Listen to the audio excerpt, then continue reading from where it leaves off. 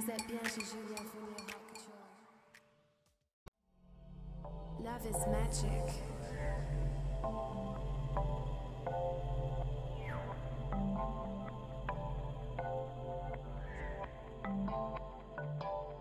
Metaverse is amazing.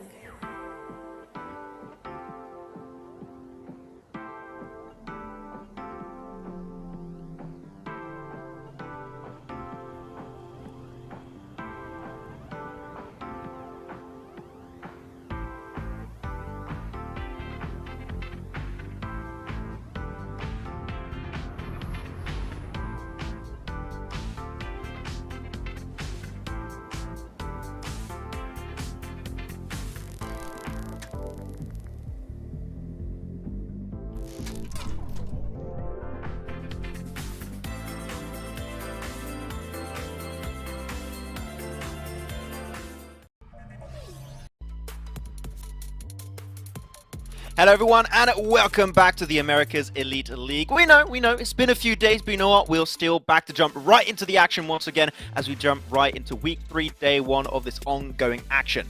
My name is Max, I'm going to be one of your commentators for today, but I cannot do this job alone. I'm going to be joined by the one and only Imperium. There's with me once more. Imperium, how are you doing today, mate? I'm doing good. I love the fact that my video feed is once again delayed, so I might just have to restart VMix. Because right now it looks like I'm just doing nothing.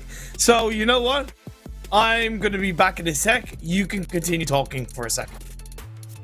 There you go, guys. Stream just got 10,000 times better. Imperium is leaving. Okay, no, I'm sorry. Okay, it got a lot worse actually because now I'm alone and who wants that? Unfortunately, probably no one, so that's fine. But Imperium will be back hopefully very, very soon because my man is slow, but that is fine. Otherwise, Imperium the Moon is going to be joining back once again. We're going to have a lot of things to break down. Is that my boy Imperium? Is he back? Is that the real one? Yes, it is me. It is the current in.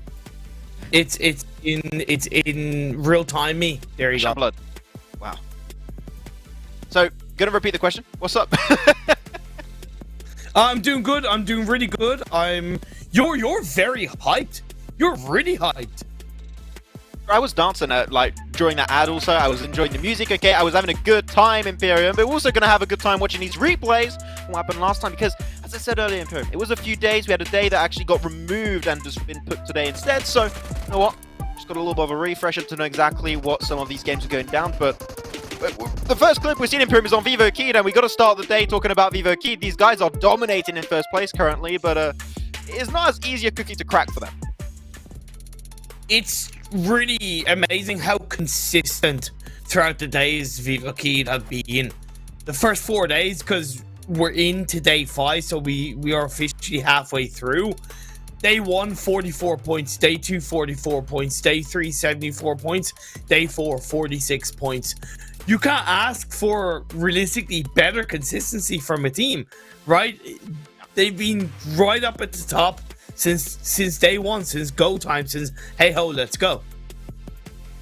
Yeah, exactly. I mean, this team, they came in as the big question mark right into this tournament, and we were asking ourselves, what can his team really do? We saw himself, I think it was even the first game, right, that ended up in the crates and George Paul, and they got himself that 10 elimination game, despite not being able to get the chicken dinner. They left a very, very early mark on us both, Imperium, and you're like, okay, that's good, but can they replicate that kind of success and even potentially closed off in chicken dinners? And I think that now indeed they have proven that was just us being a little bit spooked out because we did not know much about the team. But now we know them, they put their name on the map, that's ticked off, and we'll see if they can try and remain up there. We still got a lot of days of play. We are more than halfway through the tournament after today, so we'll see how things are going to pan out. But as I said, VIVO Keyed, despite looking super comfortable, it's only a 10-point lead above Alpha 7 that has also really been consistent through and been able to play around that overall setup that when they get themselves a chicken dinner, they build up even more momentum afterwards, and they've been really living down to that kind of play style Alpha 7 is known for. Yeah, Alpha 7 have certainly been punchier when they have, when they've hit highs, they've been pretty big highs. To give a comparison in that regard, day 1, 57 points, day 2, 50, day 3, 58. Their last day, day 4, they only got 33 points. So that was really kind of the biggest reason we've seen them drop by only 10 points from VIVO Keyed. So Alpha 7 certainly has stepped up it. But I'm curious as we look at the overall standings, how they're going to fare without INTZ, who today was announced by Alpha 7 as leaving the team. So I'm curious how that's shaken up the, I suppose, the vibe, the feeling in the Alpha 7 camp. Yeah, wonder who's going to be playing into INTZ's shoes. Some pretty big shoes to fill, and also how's that potential synergy going to work out. So a lot of questions to be asked. We'll see if it might be enough to overtake VIVO in first place. Though, if we go a little bit further down below, Influence Rage, pretty damn consistent throughout the tournament too. A big step up, I would say, especially towards the end here, to get himself 196 points. Very comfy in our top 3. But finally, we do see our first NA team here with Nova Esport. You're wearing the Nova Esport jersey earlier. Okay, maybe it's going to be a little bit of luck going the way of Nova Esport, because we want to see them breach in top 3. Okay, we want to see the NA versus SA rivalry happen towards that first and second place, which Nova know they're going to try and make that climb happen, but as we say, a little bit up and down sometimes. Got to be careful. But otherwise, 4th place out of 20 team. I mean, I'm just nitpicking here. It's still a really, really good result. I can't complain too much. No, you can't at all, and they're only, what, 20, 25, 30 points behind kind of third and second, so that's nothing in the amount of games that we have left in the tournament. So yeah, you're dead right about one game. And you hit the nail on the head, the Tilde. Day 1, 58 points. Day 2, 20 points. Day 3, 61 points. Day 4, 32. So I'm hoping that we can see maybe a little bit of cleaner run through from Nova Esports down the line. Obviously, ESTORM is another team that I'd really like to highlight because they're intriguing me in how they're able to get somehow okay results without really taking too many risks. And the last day was their best day, where they got 50 points, and they did seem to evolve just a tiny bit on their playstyle. So I'm going to be looking now to see if ESTORM is going to have a bit of an evolution throughout today's game specifically. I believe Black Dragon's team did a very similar kind of day to ESTORM, where they also got himself a really good day. I think they both started around 50 points each and then actually doubled their amounts of points on that final day. Yeah. So you'll tell me and look at the math and tell me if that's actually true, because I don't want to be speaking absolute nonsense. But it is good to see some teams improve in the aspects we mentioned. They're going to be having a quick look of the groups. Of course, if you guys are used to the America's Elite League right now, it's the 3rd season. You watched the past seasons, I'm sure 100%, right? Right, you better have. Otherwise, check out the VODs. Probably some fun action going on past 2 seasons. But we're going to be having all these teams divided up in groups, and one group will not be playing out of one of those 5 games. So for the first game is going to be on Miramar. Group A with Honored Souls, Alpha 7, ESTORM, and The Chosen are going to be out of the game. Though, back onto the rankings we saw earlier in Pyramid, and one team I want to mention once again. I'm sorry to bring their name back every single broadcast, every single pre-show after day 1. Delta Stars, I'm sorry, we need to see the eliminations. I had a little bit of hope last day that we witnessed, but it's just not cutting it. 92 points, 66 of those being placement, only 26 eliminations. And we keep mentioning we want to get close to that 50-50 split of elimination and placement points. They are nowhere near that right now, Imperium. So I want to see a change of the playstyle, because if they want to get on that first page, they're going to have to change big things in how they play the game currently. Yeah, at the end of the day, their playstyle is hitting a brick wall. It's only getting them up to a certain part of the standings. By the way, once again, my video is being slow, so I'm talking, my mouth is moving, but it's not showing up on screen, so apologies for that. I was afraid when you were kind of going to mention one team that you're going to touch upon, The Chosen. I'd like their name outside of what I just mentioned. I'd like their name not to be mentioned. Exactly. It's he who shall not be named until proven otherwise. Like Voldemort, yeah. You know. Yes, exactly. So, yeah, definitely we'll see what happens today. But it brings me on to a team that I think has showed a decent bit of potential. That's Rise Esports. I know a good few of their eliminations have come from certain situations, but I do think Rise have a raw potential that they haven't quite found their groove with. But when they do, I could see them being a ridiculously dangerous team in these lobbies. Yeah, I mean, dangerous teams. I mean, if you are making it in this tournament right off the bat, you are a dangerous team, right? A team that has a lot of potential. Though a team that I think that came into this tournament with a lot of expectations and potential going into this, it was Furious Gaming. They have that big PMGC experience, right? We saw them perform. I think that I saw potentially one really, really strong performance, one good game from them in the PMGC Grand Finals. Of course, PMGC Grand Finals is a beast of its own, so it's going to be a real hustle for Furious Gaming to make that event actually work out in their favor.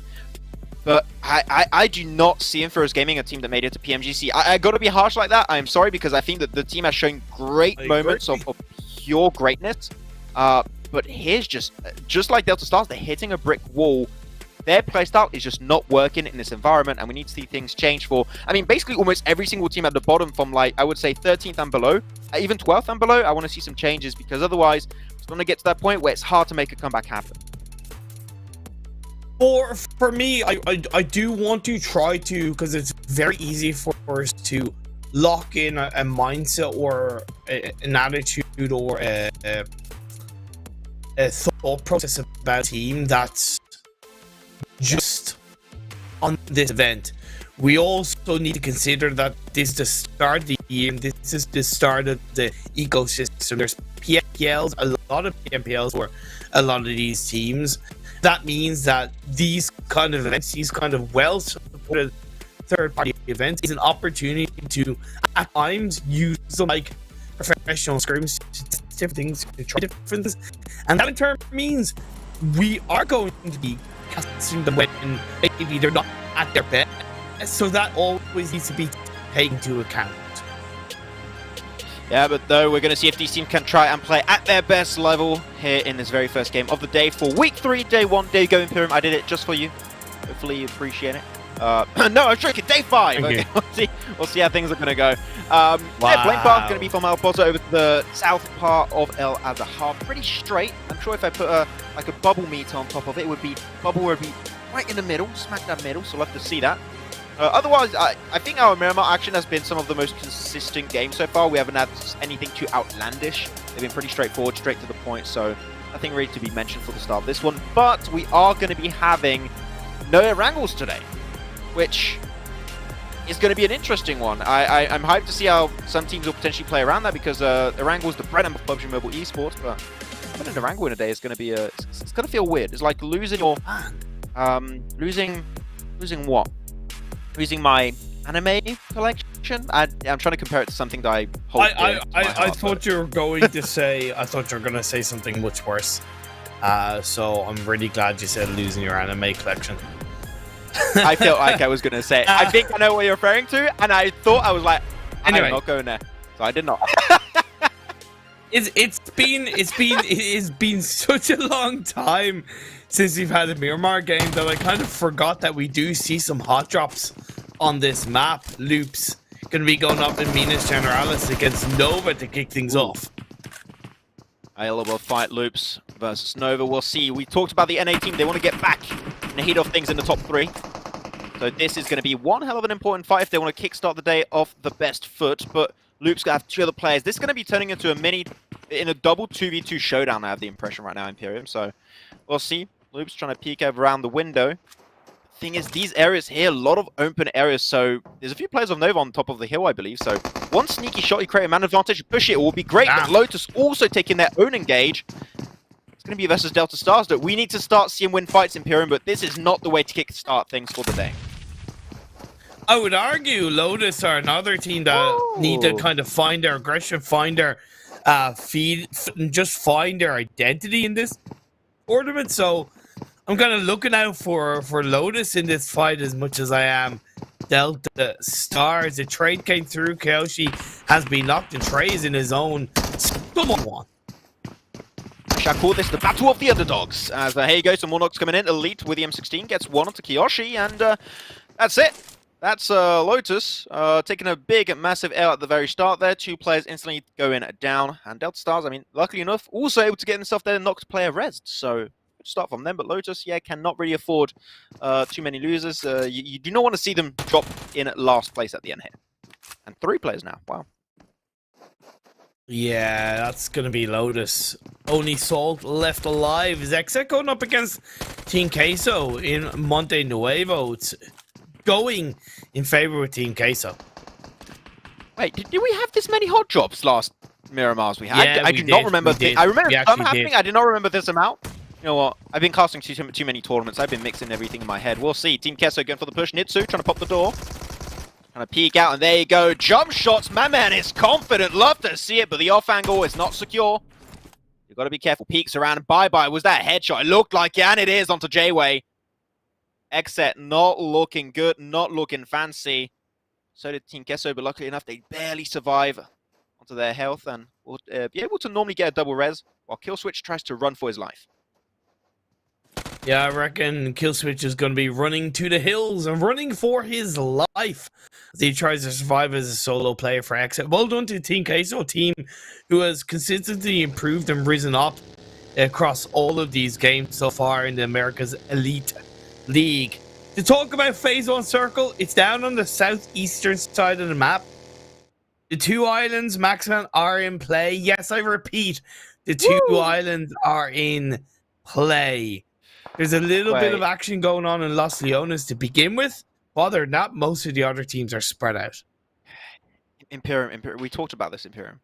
Last time, there was the two islands in the circle. We did like, I swear we did a pinky promise almost, but I didn't think it was to that extent. But we said we don't mention it. Otherwise, it's not going to happen. I just said it once. I just said it once. I'm not talking again. I'm not talking about it again. The islands are listening. They're like, haha, no. No. You just said them. It ain't happening. You just said them. I was speaking about Minas del Sur island. I was not talking about I was not talking about any other island. Oh, wow. Okay. So, well, it got me. Just, damn. Demon of trickery. Imperium is back. But no, it's fine. Loops Esport, though. Not going any further. Nova. Did Nova suffer a casualty, though? I cannot see that being the case. So, hey. Pretty good, but the issue with their positions right now, Imperium, is that they're all intertwined into one another. So if you really want to leave, you're going to lose a play or two without any doubt in my mind. So this is two teams locked in place, and it's going to be real rough to move away from this. And this is really out of all the areas of Miramar, I really don't get why these two teams are fighting over Minas. It's a genuinely pretty not that good of a place to loot, and secondly, if you are in this kind of hot drop battle, because there's so many windows around these buildings, you can't peek, you can't really stand up for more than like half a second, because if you do and you have any inkling that there's a player from another team in an off angle, you're screwed. And look at their loot. I'm not sure I said that right. Nenebete, there you go. Literally has no helmet, no vest. Same for Toiko, no helmet, no vest. Luckily enough, Mendes got himself tier 2 vest and a helmet, so that's great. But I also saw some that didn't even have a secondary weapon. So what he said about loot has been proven was absolute facts. Also, something we did not... Oh, well. Okay, I'm going to have to mention it first, though, that Xifan gets absolutely headshot. He said about peeking, it's a bit tricky, got to be careful. And he connects it, though. The rest of them are going to try and stop it. Whoa! Oh my God, he gets knocked with the M16 midair.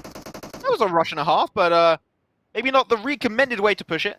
Well, Nova has got himself another play on the other side of the road. That's huge, and that's going to be one elimination confirmed. Nova are starting the machine, Imperium. They're starting to get the advantage, and they're looking to push this right now. And it's important because Minas or around Minas is a pretty strong area to path around coming into the circle. So INCO, Delta Stars, they could all be rotating around this fight. So the quicker Nova execute this, the better it is for them. Not only obviously to continue to loot, but hopefully not get third-partied. Hopefully not. Man, I would feel bad if I were Loops right there. But Nova did a good setup. It took some time, but sending that one player over the other side of the road for kindness was the play-making opportunity, so love to see those happen. Let's not forget, once again, this team that is in 4th position could try and make it into the podium if they have a good result this time around. This is definitely a good way for them to start day 5. But back to the situation where things slow down, but Nenebete, could he get res? He's been crawling for quite some time, but there you go, that's another knock. Loops down to 1, unless he goes for the res, but I do not expect Nova to do anything here. Well, I expect them to do something, should I say, because they're not going to let that one player get the res. There's no way. Yeah, not going to let them get away with it. INTZ have encroached towards the space of INCO Gaming. INCO Gaming dropped in a LAZARUS. They should have rotated a little bit from this, in my opinion, and now they're being called out. Nova, they finish off loops. And man, their pushing was an M16. That is the definition of confidence, or maybe overconfidence. But you know what? They get it done, and that's all that matters. 4 eliminations for Nova, and they survive as a 4-man crew. Love to see it. Insto taking the fight versus INCO. VT2K a little bit further in the distance, maybe able to somewhat slow down the peak above from INTZ, which is exactly what's going to happen. Good support from VT2K on this teammate, but is it going to be enough? Unfortunately, Imperium, I am not confident in Senso, especially because INTZ and Hayes dividends. Golden, the first casualty for INCO, and INTZ in their aggressive playstyle. Despite them spawning in as a 3-man, they might be looking for more. Yeah, they've just taken this area of the circle and called it their own. They grabbed it by the palm of their hands and said, hey, this is ours. And INCO were slow, and they paid the ultimate price overall. And now they're left with just a couple of players to carve in towards this Miramar game. ATON going up against Black Dragons. This is on the southern side of Los Leones. Both of these teams, as I said, dropped in Los Leones. But funnily enough, they dropped on the kind of quite northern side of Los Leones, and they're fighting on the outside south of Los Leones. It's interesting how they both had the same idea. Yep, unfortunately, I mean, sometimes when teams clash like that, it goes to show that the rotation was a good idea, and these two teams are too smart for their own good. And now they're clashing one another. We'll see how it's going to go. Black Dragons, though, pushing around Lucky's position, and Lucky in the good old Gitun, as I like to call them. Very small chance of escape here this time around, because the rest of his team is down below, cannot even assist him with some potential shots coming in, unless Black Dragons do a major mistake, which seems very unlikely how they're positioning themselves. And Talent's also moving out with a buggy, maybe trying to get a little bit more information or better angle onto Lucky. But one nade. Do they not have nades? Do you not know what nades are? One nade. That's all you need. One nade, and he's done. But they're pushing instead. We'll see. Gonna try and peek around, maybe jump out. One, maybe looking for the double, but unfortunately he does not have the firepower to do so. That's the first elimination, gun away of Black Dragons. Good. So Dragons, I definitely get what you're saying with the nade. That would have been a cleaner way of closing out the elimination. Even if he hadn't moved out of the building, it would have drawn him out of it, and it would have been better able to kind of execute that. As it happens, still traded through. Good job pushing as a duo. Furious Gaming have an absolutely great position on the southeastern edge of this phase 1. It's pretty much a 1-1-1-1 split, which is bang on. Influence Rage as well kind of have that western side locked in and calling their own for the time being. Even though the phase 1 does have about kind of 25 to 30% water in play, because we have lost as many players as we've lost, nearly 20 at this point, I think 16, it does mean that there is naturally just that little bit extra landmass available, so teams aren't really in any way too closer towards each other. Yeah, Miramar is the official PUBG Mobile Games Done Quick speedrun map for the 2022 season. We'll see. I don't know how many times I've done that joke on this Miramar, but you know what? I'll take it. I'll love it. So we'll keep on going. Circle shifts over to the side of Impala. So some teams are pretty good position, and that is especially a lot of value for the position. You mentioned Imperium for Furious Gaming, which I do like their macro. Here, the scouting is really strong. They're going to have a lot of information, and there's also going to be one team of Black Dragons moving in their direction. So they could even maybe start picking up eliminations like right now. So Furious Gaming, they got a lot of balls in their court. We'll see what they're going to do with them. I love Rise's position on the northeastern side, should I say, of this phase 1, hanging on to the coastal line, just above Impala. Mufasa from Rise is kind of still in around the Impala area, so it's a bit of a 3-1 split for the time being. Nova off the back of taking out Loops and Minas Generalis, rotating down towards the center of this circle. This is a really interesting phase 2, because the way that it looks is that it most likely will go back over to the west, and you know that big roadside that's outside of Impala that has the big kind of dip either side. I think it's going to end around there.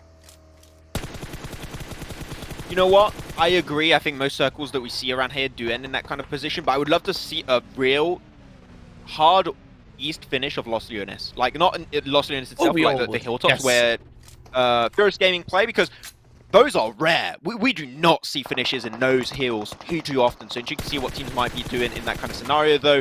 And Theus going to be able to peek around the corner. One knock gets a little bit of extra damage, but he might not want to peek too much. He gets in the car! Oh no, Escanov can't do that. He doesn't get punished. He doesn't get punished.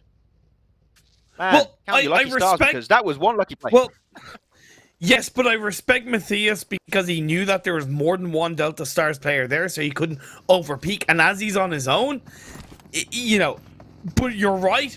Getting in the vehicle was such a silly idea because they probably didn't know how many INCZ players were actually there. Even M30 knew, he was like, oh no, if I get a vehicle, I'm done. I'm dead, I can't do that. So he tried to avoid it. He's trying to take the fight head on. But as you said, Imperium, his team is not there. And that is not the way for INCZ as they lose their very first player of the game, down to 2. Furious Gaming, though, taking the very first fight. And how are they getting contested in the position they initially played in? Oh my god. Oh man, they lose 1. And they gave the high ground position over to Black Dragons. That should not happen in 1,000 years, Imperium. But Talents, there's a little bit of the wrath of Trigger. But luckily enough, will not get knocked just yet. It is allowing the revive to be pulled off for now. Luckily for Furious Gaming, Black Dragons weren't really pushing more than one player at a time with that up on the higher ground hillside. Luckily for Furious Gaming, although they weren't massively set up for a strong defense, they do have the spread, which is allowing them to turn it around per se, or at least match what Black Dragons are doing for the time being. Look, CHABTAN, that's one. Furious Gaming maybe biting down more than they can actually chew here. Gotta make a decision, or you could just leave the fight entirely, which I think would be a pretty reasonable idea, but unfortunately, with the position of some of their players currently standing, especially Tigers in, he is not going to be an easy one to move away, and Milovan just beats around the corner. And man, BULUC CHABTAN has got so many angles, it's so hard for Furious to really move away. Oh! Incredible stuff. Oh, yes. Sorry, that was guttural. That just, I had... Are you okay? You okay? Yes. Yeah. I'm good, man. I'm good. Yeah, good. Just, you know, just want to make sure you're okay. Come Beautiful on, reaction. You can't have a guttural reaction. That's what I said. It was a beautiful reaction. It really was. Furious Gaming. Necessary. I think you're kind of right when you say they low-key bit off more than they could chew. The lucky thing for them is BULUC CHABTAN could become the third party team rather than being the third partiers, because Team QUESO coming in, sweeping through from behind off the back of taking down the majority of XSET and Monte Nuevo. Again, we got to think that the playing pass was a little bit more up north, so utilizing this southern side of phase 2 is really sensible from both Team QUESO, BULUC CHABTAN, and a couple of others. Being third partied or being the third partier, that is the question. Man, Shakespeare. I don't even know if the original quote was from Shakespeare, was it? It is William Shakespeare, yes. It is. Okay, well, I was scared. I was like, man, I tried something, but it could fall flat on its face. But you know what? It's stuck. I'll take it. That's a dub. Every dub I can take, I'll take those. Team QUESO, though, trying to move a little bit closer to the more southern side onto the road. Hearing those gunshots are happening between Black Dragons, Furious Gaming, BULUC CHABTAN. They're like, do we really want to get involved? My answer is no. Their answers, I don't know. We'll see what's going to be happening, but I would definitely not recommend them to get anywhere close because the circle has yet to shift. We want to wait and see where it's going to go to hopefully make a decision based on where the next phase is going to shift to. This is what I love where VIVO key their place. On one hand, is it a little bit too clustered together? Probably. They could definitely do with having a little bit of a stronger spread, and they're starting to do that coming into the end of phase 2, prepare for phase 3. But with the way it is, like I said, where I think the circle was going to end, it would have been well set up to move into a strong position. But boy, oh boy, that phase 3 shift, isn't it heading towards where you low-key wanted, Max? I think it's where you low-key wanted. Well, my other... Oh, yes, yeah.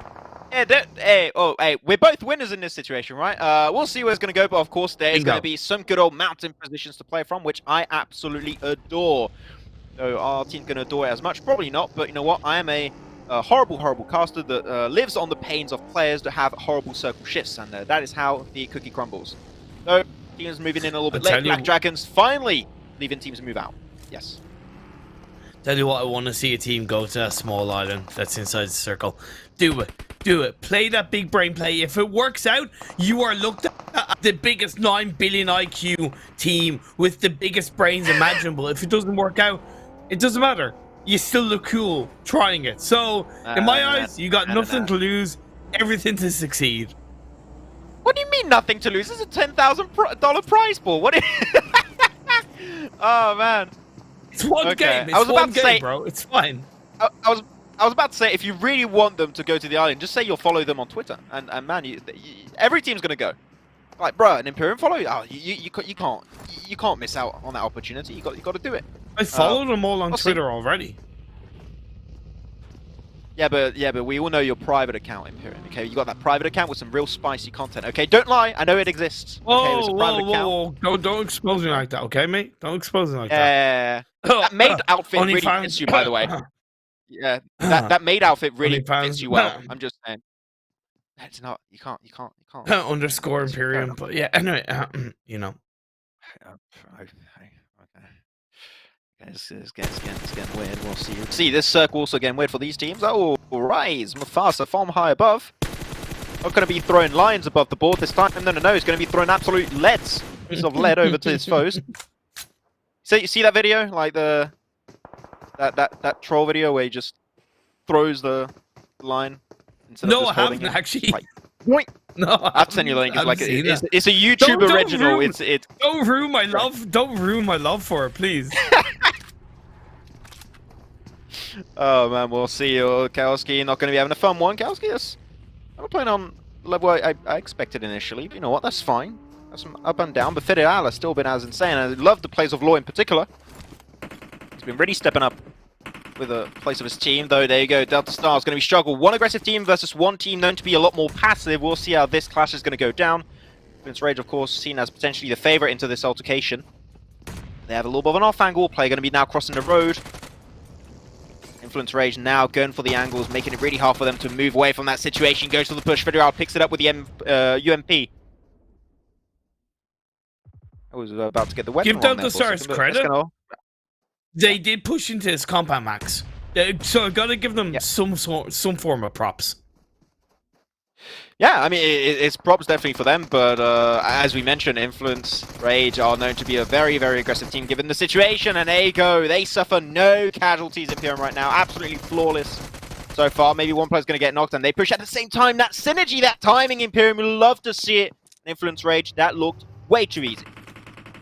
Yeah, it was. As much as I noted about the Stars pushing in first, they obviously went in the lack of information. Rise now holding on to the eastern edge of the circle as they pick off the Lazarus players one by one. Maybe Rise are thinking that a team was going to do what I would love to see them do, and they're holding that area and calling it their own. Great plays. The next circle does show up as shifts down south. It's sad to say that the small island is out of play. It's pretty much all land. Small island has been forgotten. Please prayers for hashtag small island. We'll see. So, Lazarus. Oh, okay. This is not fun. Luckily enough, you can get knocked in water, but is that really going to help him out? Answer to that is no. That's it. Lazarus get eliminated in 13th place. Only 12 teams now still remain. And the north side is going to be where a lot of teams are going to have to fight it out, Imperium, because not only is it gate kept by VIVO Keyed, INCO Gaming, Furious Gaming also, you got 4 other teams that have to still push in. No, sorry, 3 other teams, because you still got Ren, that is from INTZ, but man, this is going to be a real tricky one. The northern side is where we're going to see a lot of casualties very soon. INCO left with only 2 players means it's much harder for them to control the center of the circle, but I would arguably say you technically don't need to at this point in the game. So they should be all good in the hood. Influence Rage off the back of taking down Delta Stars. They will have one of the... Is it one of the INCO players or the last INTZ player right in front of them? But I don't know if they've seen them. It is indeed INTZ. Come on, give it to me. Give it to me. Take the clutch. Peeks around right in the window. Gives himself a little bit of damage onto Little Boy. So he's trying to defend all the entry points. It is so tough to deal with these kind of situations, and he does lose his life in the end. INTZ losing their final player. That's 12th place for them. And now that's going to get a lot of extra space for Influence Rage to finally move into the circle. But it's not easy because their direct path in the circle is through VIVO Kid. It's not a team you want to mess with. Come on, Rise. You were gatekeeping teams on the northern edge of the circle. When it shifts away, you gotta predict teams are doing the same to you. And they've gone into the loving arms of Furious Gaming. For the most part, they're kind of winning that fight. However, a third party for Nova is making it so much tougher. Yeah, it's going to be a tough nut to crack. We'll see if they can try and go the entire way. But Koi says, no, this is not going to be going the entire way for you. So that's it. Rise lose their Mufasa player. Things aren't going to be looking too fun, but INCO are looking pretty damn confident in their positions. A little bit of an overview. You spot a lot of players that are happening to position himself down south, so sure, it might be a risky position to hold as a two-man, but it could be worth their efforts. We'll see as Rise trying to hug the coastline Imperium. There's no more island for them to move into, so here you're just back against the wall, having to take the fight towards Furious Gaming, but Potro is just stranded on the other side of the road. Maybe they're able to pick a 2v1. That would be huge for the side of Rise. Yeah, I think they can certainly turn it around in their favor. Being able to hug in on towards that coastline is important as the next circle pops up and then once again goes down south. We're looking at a finish outside of Port-au-Prince. If I was Furious Gaming, actually no, I take this fight and you're winning. Nah. There you have it, looking good, Rise. Just break down one big, complicated fight into multiple smaller ones, and that is how you get yourself an advantage. Though, the circle not quite to their advantage, actually very, very far away from that. Gonna have to think of moving away, and which they could, technically speaking of him. They could just avoid the fight, get into the car, hug the coastline, and Furious Gaming is not going to cause you an issue. You're good. That's what my idea was before he jumped out the window and engaged, and that's why I kind of stopped what I was saying. I was like, okay, he is engaging. But yeah, they're doing exactly what I want to see them do. Just disengage and play into the edge of the circle. Happy days. Yeah, Pit Stop PUBG Mobile Edition. Love to see it. Must have their wheels pumped up, ready to go. Like Imperium playing one of those sim racing games. I can tell you, Imperium's real good. He knows how to drive a car. Fortunately, not when it's me in the other seat in PUBG Mobile. He crashes in a lot of things, unfortunately. We'll see. Though, here you go, pushing forward. VIVO Key still trying to get the angles now. Instead of gatekeeping, they are being gate-kept. As Influence Rage get himself in a decent dip, but unfortunately, the main threat for that is going to be nades. If nades fly by from VIVO Key, things could get real dicey for Influence Rage. Yeah, it's tough with the circle shifting so heavily down towards the southeast. Is creating that cluster on the northwestern side. Third party swinging through left, right, and center. VIVO keeping shut down as they're left with just 2 players up. Yeah, Nova, maybe let's get the res onto Koi. He said it. Koi and Kindness have been 2 players that I am genuinely impressed with in this tournament for the Americas Elite League. I want to see more of these guys. So let's keep on giving, guys. Slowly but surely, they got to res up, they got to heal up, then start pushing forward because the circle is now closing around these teams. There's a extra sense of urgency, and phase 5 blue zone starts to tickle a little bit too much. So Nova needs to go on the move ASAP, otherwise things could get even more complicated for them. On a side note, the last player of XSET, Killswitch, is still alive. He's played down on the southeastern side. In Port-au-Prince, and he is loving it. Happy days. He's created a holiday home for himself, rented it, as Nova have rented themselves a couple of eliminations against them. The arms are Cielo. Cielo muy bueno, but is it going to be Bueno taking a fight versus Team QUESO? Oh my god, it rhymed. I didn't do it on purpose. But my man's absolutely popping off. There you go. Peeks around the corners. Phase 5. He can tank it a little bit, but not for too long. He's got first aid kit. He get pushed. Team QUESO looking for the engage. Go for the spray inside the smoke. So close. But it does not go the entire way. Nice try, but unfortunately doesn't go right to the very end. I love the fact he wasn't afraid to go into the blue to push on the off angle. And that BULUC CHABTAN gonna look to finish Team QUESO off. Just 1 player left. Huddled down behind the car. He's going to be able to stand back up. However, his teammate from BULUC CHABTAN, he's there to keep him alive. Very nice. Sending one player to keep them inside that dip, while one player is going to be going in the position and the angle where that dip is very weak. Don't know if that was intentional to play that terrain that way, but if it was, that was 10,000 IQ. Love to see it. But look, CHABTAN still up as a 4-man with 6 eliminations now to their name, and there are still 15 players alive with 8 teams up. So a lot of teams not going to be having that 4-man advantage. That is something the BULUC CHABTAN, if they play their cards correctly right now, and they go for a very, very strong push upon this next circle that is not really to their advantage, they could be the ones securing the first chicken dinner of the day. This circle is so goddamn freaking hilarious, though. That beach side is barren, but you got a big kind of covering on that western edge of the circle. So, considering you're confident that you're there on your own, you can stay there. However, Killswitch doesn't know that there's one player of Rise Esports right behind them. Ooh. I swear someone's going to see the barrel of the DP and like, don't think that's normal. Can't go any further back, V2TK. Yeah, I was about to say, maybe you don't want to hold a DP there. Might give your position away. Nades in hand in the crates. Oh man, this is a tough one. There you go, he's hearing the footsteps. No, he hasn't spotted him out because in the smoke. Law, what's going to go down? Oh, that's it. The blue zone was too much to deal with. That's it. GG for Nova eliminated in 8th. Still a good game, but still too many solos still alive. So not a lot of placement points to come out of this one. BULUC CHABTAN, though, suffering their first casualty. That's one down to 3. Now things are going to really start to spice up Imperium to try and move away from that high ground up northwest. But not many teams are going to be able to make it the entire way. 2K is just going to try and heal up and wait for the perfect moment to strike. It could be there for him as Law of Influence Rage goes down. BULUC CHABTAN to 8 eliminations. Let's go, double digits, question mark. We'll see how it's going to go down. Love to see it in the first game. 2 first day kids. V2K, this man's been clutching it from time to time in the Americas Elite League. Can he make it happen again? He jumps out. He didn't spot him.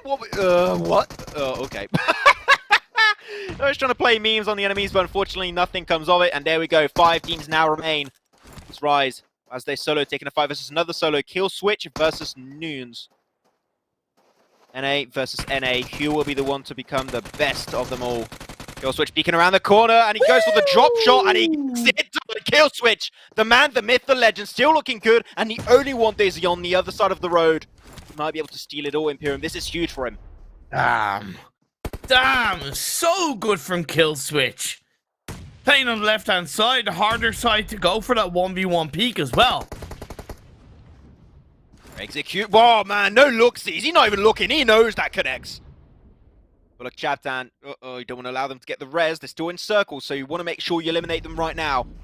No second chances. Pushes through the blue, the spray, and trigger. He's not going to get stopped by you. And that's it. 2v2v1 Imperium and Killswitch still waiting for the fight to break out to hopefully go for a lucky third party. Not even third party. He's just going to go for it. He doesn't care. He doesn't give a damn. That's the engage. That's Killswitch for you. However, has he given over his position a little bit too early? 8-7. They're going for it and they take it. Waste them to push it off position. They can't fight from there. There's no way. And that's it. XSET. Killswitch was alone for the longest time and he takes it away. XSET secure the first chicken dinner of day 5 of the Americas Elite League. I know ATON 7 were in a tough position. And I get maybe they want to, actually no, you know what? I can't hold that against ATON 7. No, you can't, because they're on the side of the road. They know that if they overextend on their side of the road, they were always going to get third party from BULUC, like other teams up above. They could do absolutely nothing rather than hug the hillside. And like I said, this circle was kind of disgusting. And I highlighted that massive ridge off the coastline, and if XSET, once he got rid of the final player Rise, it gave him that chicken dinner. I hate going to the extremes, but in this scenario, I have to call Aton's position one of the worst positions to be in. Not saying that it was a bad play on their side, no. It was actually a really good idea to go in that position in the first place, but when you have to try and take a fight and you have 2 players right above you, and 1 player that has a ridge, but you have 2 players above you and you have a player that has a ridge against you, and you cannot force a fight on any other because otherwise the other team is going to backstab you. it is so hard. Here they go for the push onto Furious. Sure, it's good for them because they get 2 extra eliminations instead of just 1 kill switch. But you know you're going to get backstabbed even though it is a 1v2 because it is so tough to really make it up. Here you go, XSET for their first game of the day. 20-point, absolute banger. But BULUC CHABTAN also secured himself 16. Really good stuff on them despite not going to the full late game of this one. Okay, I know that for the last couple of broadcast days we've been playing kind of mainly Sandhawk. Is this why these are such Sandhawk-esque numbers? Like the top 5 getting double digits and then the 2 teams below that getting just under double digits and the winning team getting only 20 points in total. Look, again, those circle shifts were quite harsh and it did end in an unusual area of the map. It's very rare we see it ending so heavily down southeast. So I do give the teams a lot of kind of respect or a bit of a free pass in that regard. Rise to me probably made the most unfortunate mistake off the back of keeping Lazarus on the edge of the circle and then not realizing that the same would probably happen to them. And yeah, okay, they had 2 players alive until very close to the end and then 1 player left. But I still think if they had it prepared better, they could have gotten much more points. Yeah, I think there was an opportunity for them to go a little bit further, but you know what? Still able to give himself some points this game. Is better than some teams at the bottom. Looking at you, Lazarus, Lotus Esports, and Loops Esports. Not looking at too good on the NA side. Unfortunately, it was Lotus and Lazarus. But I was actually happy with the early game of Furious Gaming. Their team is very macro-focused typically, but I think their timing was a little bit off.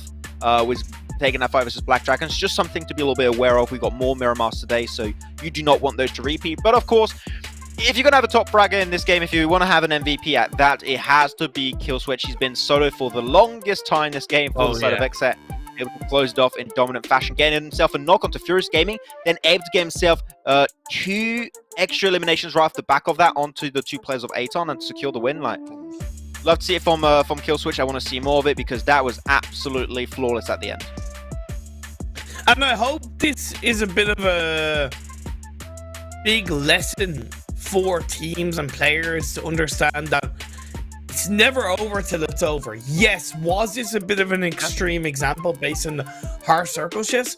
Of course, but it's never over till it's over. And at the end of the day, Killswitch, he survived a lot of the game without getting noted. When he was up against it, he rose above it. He took down the last player on Rise. He peaked up. He took down. He third-partied.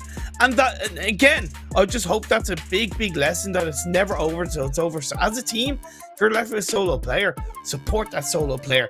Be there as a teammate and help guide him to the best possible result.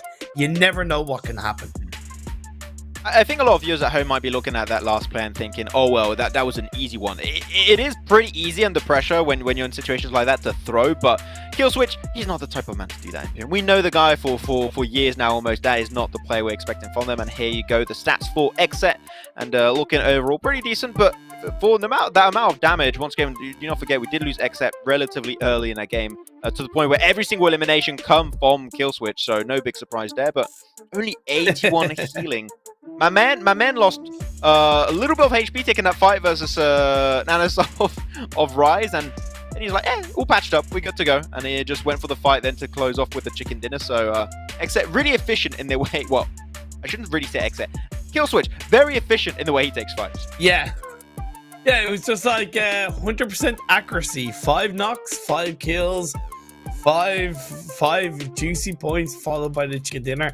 It was just a great solo play. It was genuinely such a good solo play, and I'll be the first to give him props and say fair play to him, because that takes a lot. It's easier said than done. He went up against it and he conquered it. Yeah, though unfortunately there might be a little bit of fair play in the air for this first game on Erangel. Not Erangel, I'm just so used to having Erangel game on, it's not even happening. A little bit of fair play in the air for this first Miramar of the day, but you know what? There's not going to be any fair play in the air for our next map. Is going to be the map of Snakes. It's going to be Sanok that's going to come your way right after this break.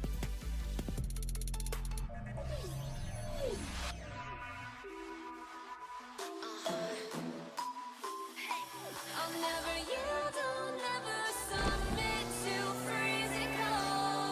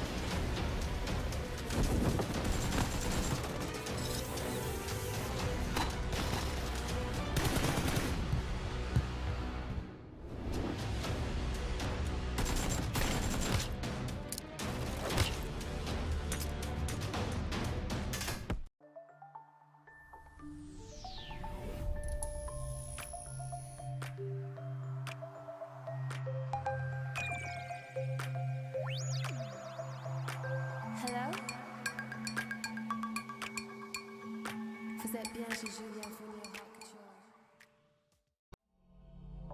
is magic.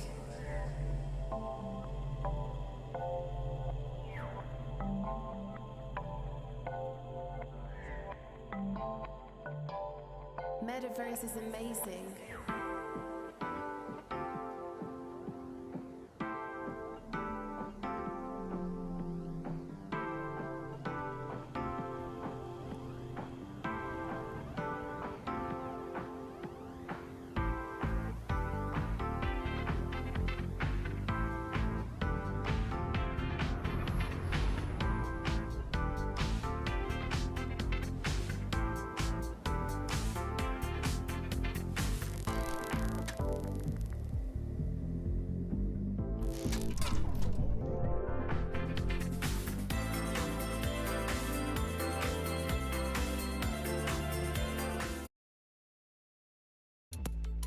Amazing last game coming out from Killswitch, able to secure that chicken dinner. And you know what? If you do want to talk about that kill steal at the very end and also that game steal from Killswitch in more in depth, you can do so on Twitter right now with the hashtag America's Elite League right now. And you have your little tweet normally pop around here somewhere. So definitely feel free to keep the conversation going on social medias. But with that said, we are back for our second game. It's going to be on Sanhok. My name is Maxman. Going to be joined with Imperium. Is back for real. This is the real Imperium, though not the one looking down on this screen. And I don't know. How's it going, man? How are you feeling after that last one? I'm feeling good. The game was so good that I made my video go out of sync again. That's how good of a game it was. No, it was really interesting to see. Obviously, I think there were some really positive team plays from a couple of these teams. Rise, I mentioned already.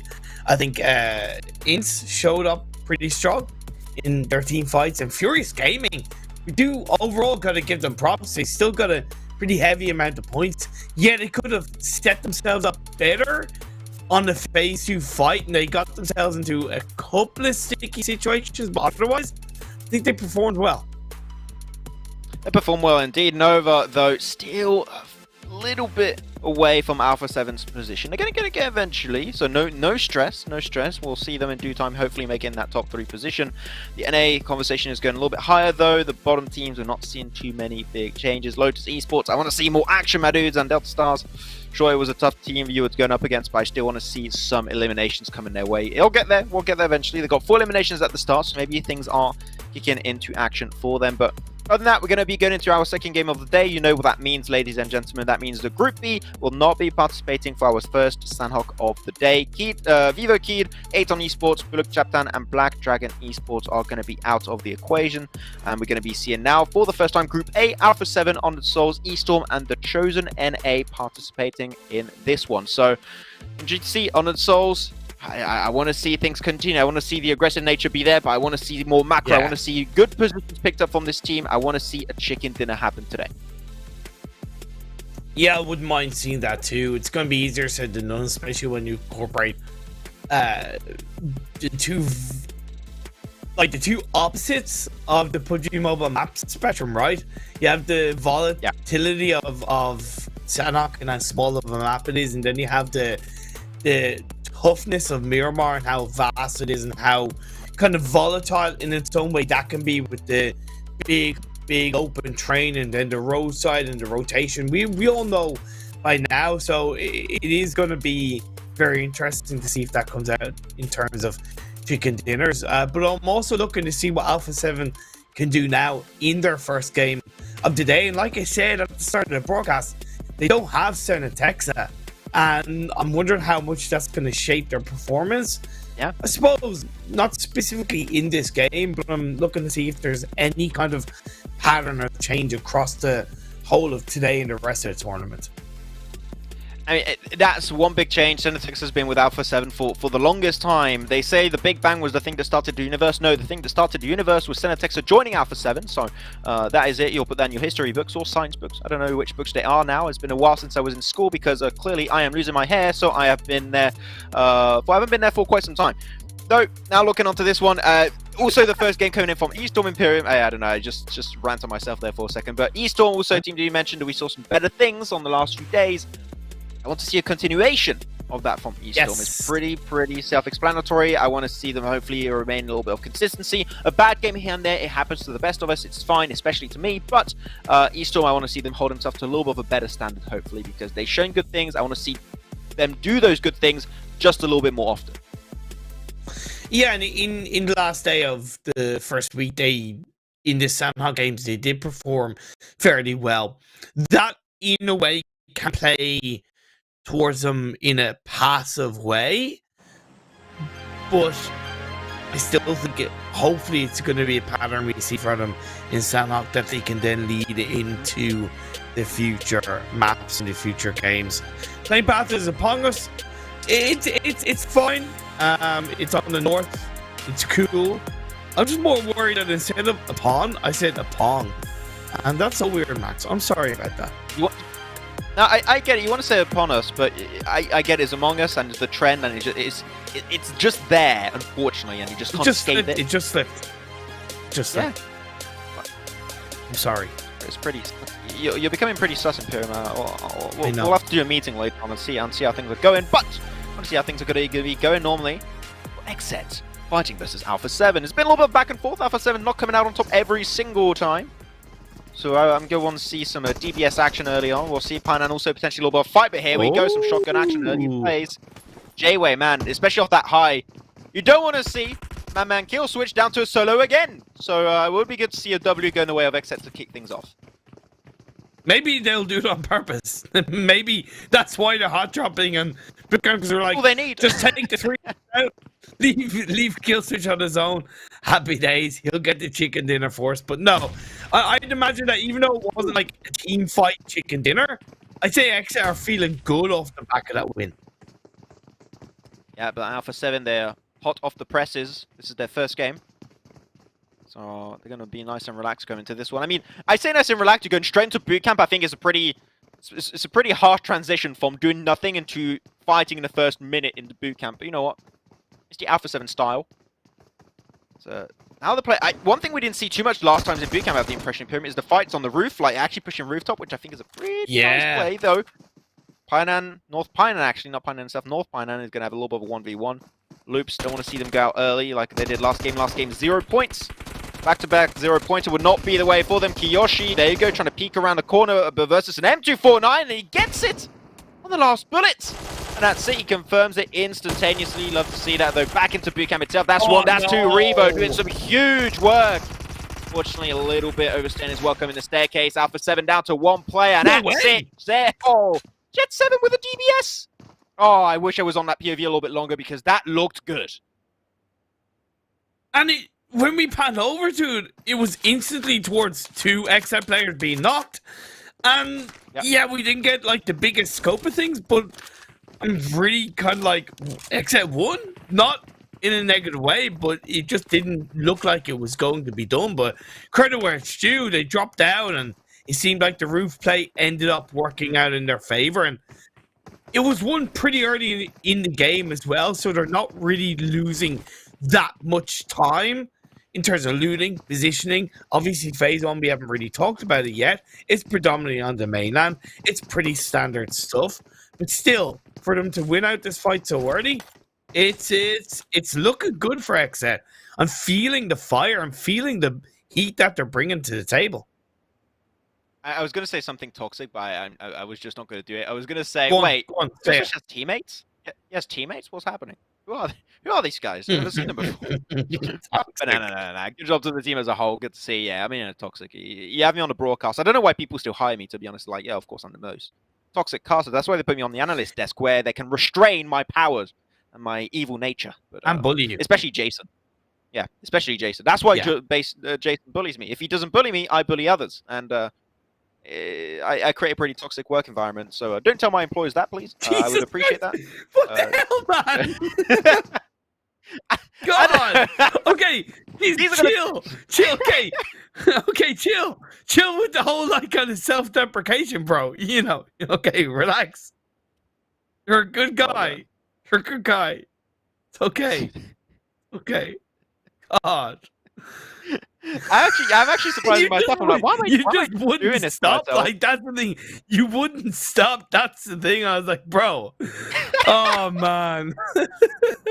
What's going on? Oh my god. Oh well. Anyway. I'm still here. Anyway. Honor Souls, they looted up Camp Bravo. They're now kind of looking to play into a more deeper center circle position. Last time we had a circle like this, which again, it's been pretty common in the America's Elite League, we saw 2 to 3 teams hold on to Quarry, either side between West and East. It kind of seems to be the case this time around. Furious Gaming on the northwestern side, Loops on the southwestern side. Team Queso seems to be heading towards the southeastern side, but we'll have to wait and see. No, you hate to see it. He's waiting for multiple players to be over in the grass. Kill switch is... He doesn't really get taken down. Oh, wait. Does he no, he doesn't survive that. He doesn't survive. Oh, I thought he was gunning and running for it. Oh, man. If Trey got knocked a few milliseconds earlier, maybe we would have seen Kill Switch actually make it out. But it's an unfortunate position to be in. And Lotus, they know this is the... Or Alpha 7 or XSET way. If they win the fight, they're going to rotate in the similar fashion in this position. So, like, well, it's an easy bunch of eliminations. Apparently not. There you go. See you later. That came out of nowhere. What the hell? That scared me.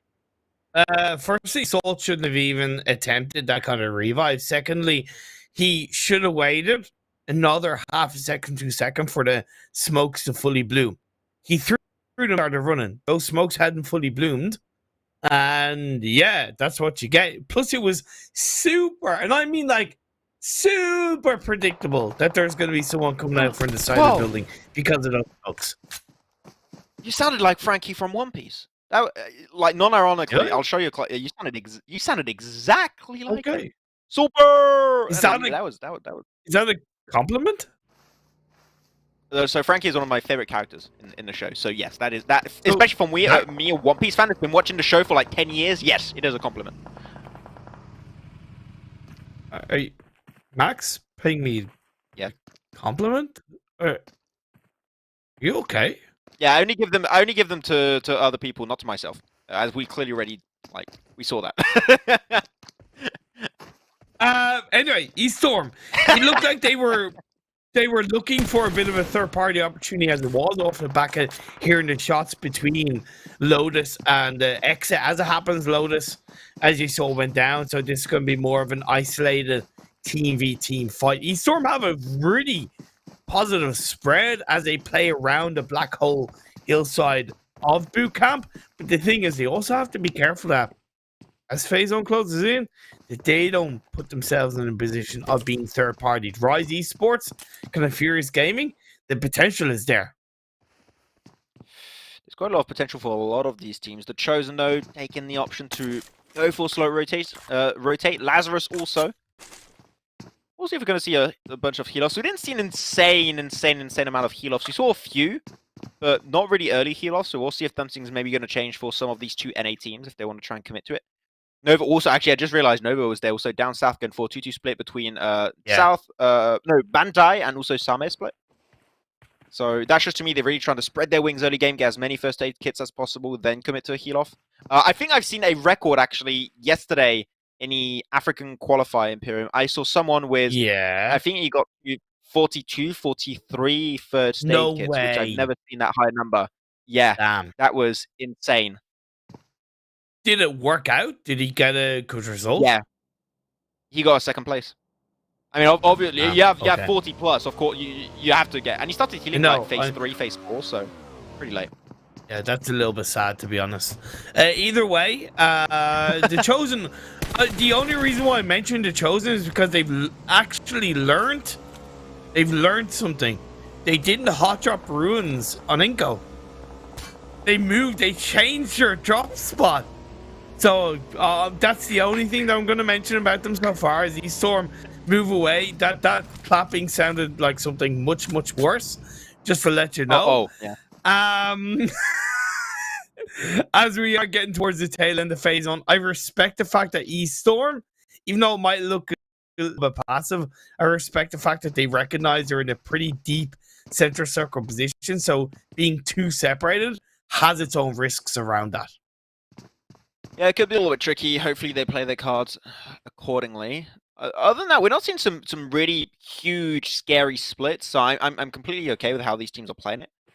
We are seeing First Frost going for Botation, which that makes me think they might be also committing to a heal off and they're sending him over to the eastern side towards Lakawi, Camp Bravo, because not a lot of teams drop there. It's a very safe option, and you know, as a fact, you're going to encounter very small amounts of teams. So if that is the plan for the Chosen, I literally don't heal it. Don't heal it. Well, I mean, they're going to heal it. I literally don't hate it. It's a good take on the heal off meta, and I think that it could work out pretty well for the Chosen if they do it properly. Though Circle centers up, not going to bring too much to the table this time around, and pretty central, so not many big changes are going to be made here.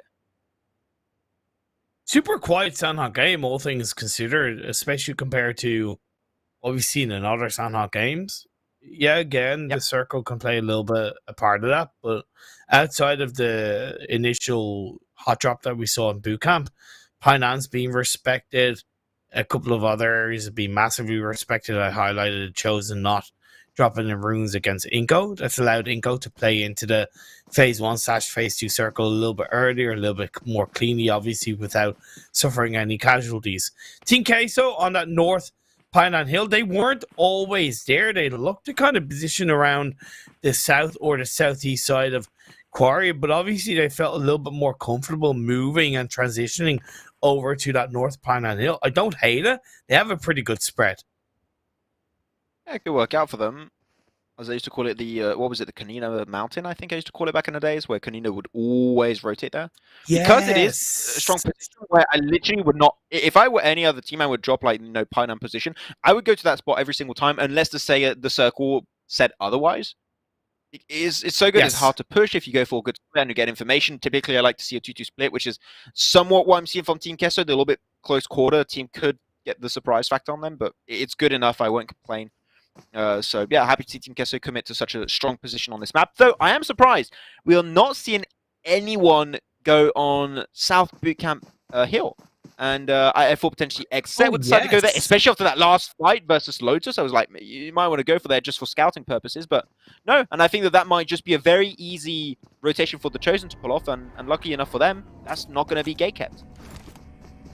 Thing is, they don't know that at the moment, so they're probably threading with a bit of caution around this area of the map for the time being. The one thing that might help them, as Loops gets a bit of a pick off one that honors those players, what might help them is the fact that the phase 2 is quite centralized in the middle of the map, so there's less likely a team going to be on the South Bootcamp Hill. I swear, Imperium, we see Honored Souls fight here every single Sandhawk game. Yeah, they weren't even here. They were more up by man. It's weird. Yeah, I do even remember them having a huge amount of success in this area. So, yeah, that's one of the things very similar to the Chosen, right? Maybe you want to try and change the rotation. North Ban would have been a completely viable option for them, but decided to go the good old similar old route. So we'll see if this time they can make it out, because they are somewhat not really in a pinch, but if the circle heads north, west, or south, there are going to be a lot of issues that could be arising later on for them. So just something to keep in mind. Got to be a little bit careful. Other than that, not really any major changes. Other than the fact that I can't really see Nova. But is that because they're dead, or where are they? Where are they hiding? I can't see them.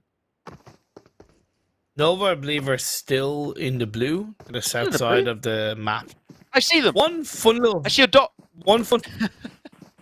Okay, Max, good job, proud of you. One fun little fact for you: the amount of points that XSET have acquired across the first 2 games alone is actually their second highest total day result, and we're less than 2 games in. Oh wow! Just to give you a little bit of perspective, yeah, just a little bit of perspective for XSET's, I suppose, improved performance so far. I don't know if I should be impressed or I should be like disappointed. There's a bit of both. Like, wow, that's actually really good setup. I'm like, wow, they had also really bad days before this, didn't they?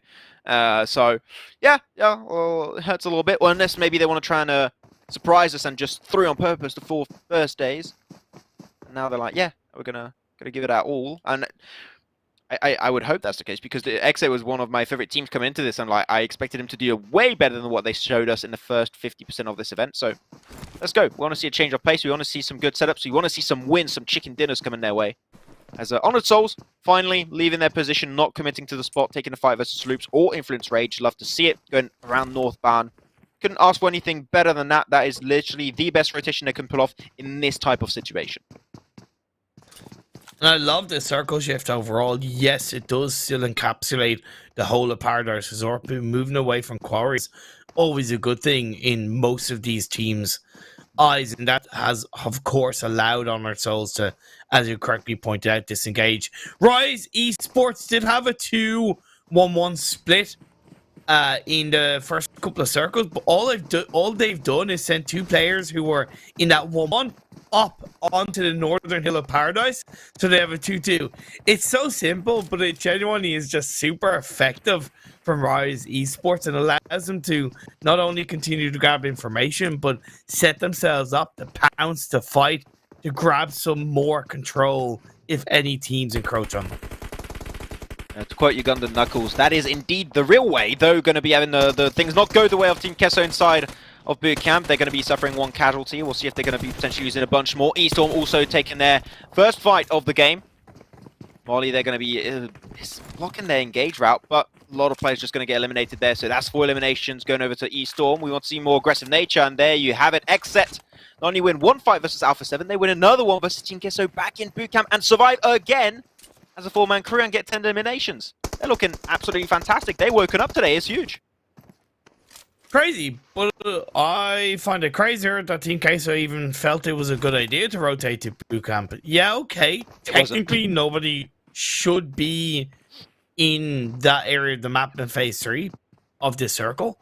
However, it's such a risk. It's such a high percentage of not working in their favor should you rotate through. And even then, disengaging away from boot camp, even if it's on the edge of the circle, is also tough within itself. So to me, such a weird rotation from Team QUESO, and they suffer the ultimate price as Delta Stars playing on the northwestern edge of Paradise Resort. I think they're actually in a better position than INTZ, believe it or not. Yeah, okay, INTZ have the roof side, but I think they're a little bit too committed inside Paradise Resort. Yeah, I mean, that's the idea with the 2-2 split, right, is to have multiple options as to where you want to lead. You can leave on the east, you can leave on the west, because they are pretty center when it comes to the vertical axis. So they can leave on both sides. If they do spot that there's going to be the players of Delta Stars on the west, they can just shift over to the eastern side. So not going to be looking too bad. So XSET looking at, I think they have an overall idea. Yeah, especially with kill switch getting knocked in. They have an idea that the Chosen are there. But where's Frost? There's a player of... I think he's doing a heel crash. Yeah, I think it's a little bit early, but you know what? Fair enough, we'll see how it's going. Because he was in the blue very, very long time before this fight. We'll see, though. 1 knock comes on down. XSET, as you know, slow and steady wins the race. A lot of utility chucked back and forth. Maybe try and confirm the extra elimination, which would be good to make sure that res does not come through, but he gets it. Absolute bullseye from J-Way, and XSET just night and day. This is a domination I wanted to see, and I'm loving it, Imperium. I'm loving every single second of it, and now they're going to be committing, crossing the roadside, looking for their 13th elimination so far. Polo G was rezzed up in a game, so they are still up as a 4-man with this amount of eliminations. Absolutely nuts. So Chosen maybe living on their last leg. Yeah, bang on stuff from XSET. They are just not giving any inch for the Chosen to try and turn this around. First Frost is driving. I don't know exactly where he is, but at the end of the day, Oppa is on his own. He's going to at least get a knocker towards the left-hand side of this crate. Can he swing on through? He's going to get second with the drop shot. He gets a third with another. 1 more left. Can he get the 1v4? Calm down, Nupa. Calm down. Do not throw this, okay? You have the best setup. You just outplayed 3 players on your lonesome. He's pushing it. He's looking aggressive. You could wait it. The blue set's going to push him.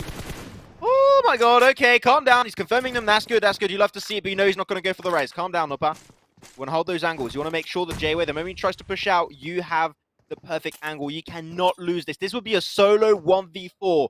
A true 1v4. I have not seen those in ages. The Nazo close. The Nazo looking good. He goes right through. Didn't have his weapon in hand. Misses it out. Now he pushes in with the UMP in hand. J-Way. Come on, you got to keep it up for XSET. We'll see. He's going to try and jump over. Gets a little bit more damage. Jun peeks around the right side. He's down. He's prone. Opa, be careful, the bullets are not going to be there too much, and he might be losing it, and he wins it! Opa, the 1v4 versus XSET, the Chosen, are back to life on this game on Sanhok. Opa, let's go! Man, that's so good! That's so good from Opa. Yes, XSET through and it feels goddamn bad, man. But you always love a 1v4. That's it. This day is peaked. It's peaked already. That's it. Cool. Let's go. We can go home, boys. We can go home. Well, you know what? The teams can't go home in Pyramid. They still got to keep on giving, keep on trying. Escanor keeps on trying, but unfortunately he tries too hard and the nade goes right to his face. Delta Stars crumbling down to pieces, looking real unfortunate in this situation. Bagger's nice little angle there, but not really able to make it pay off as he intended. Ooh. What a nade from Starlight. And that's it. They're crumbling. They're struggling, and that's about to be it for Delta Stars. Potentially, one dog comes out from Lihard and maybe try and confirm every elimination you might be able to get, but he can't even do just that. As that's it, Lazarus gave himself 3 eliminations in that fight. Stand strong, will be able to get maybe a res, but it's phase 5, you know it's not going to happen. Good stuff from Lazarus. They'll stay up as last player of INTZ is there. He is most likely going to be in a bit of an opportunity to strike. We saw Rise. He's down. Don't know exactly what happened to them. Influence Rage are still up as a full squad. 2 outside of the blue. Little boy in law. They're outside of the blue. Yes, he waited for the 2 other players of Undead Souls to leave and go on the other side of the rock before he strikes. Good timing, good trigger discipline from Federal. That's what this man is known for, though. There you go, one player going to try and crawl his way over. If they want to smoke it up, which I would recommend for Undead Souls, smoke it up so your teammate can crawl his way back over.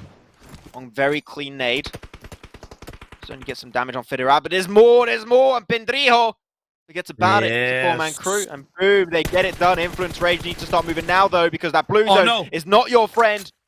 Nino was able to get Myth back up, so they're still up as a 2-man.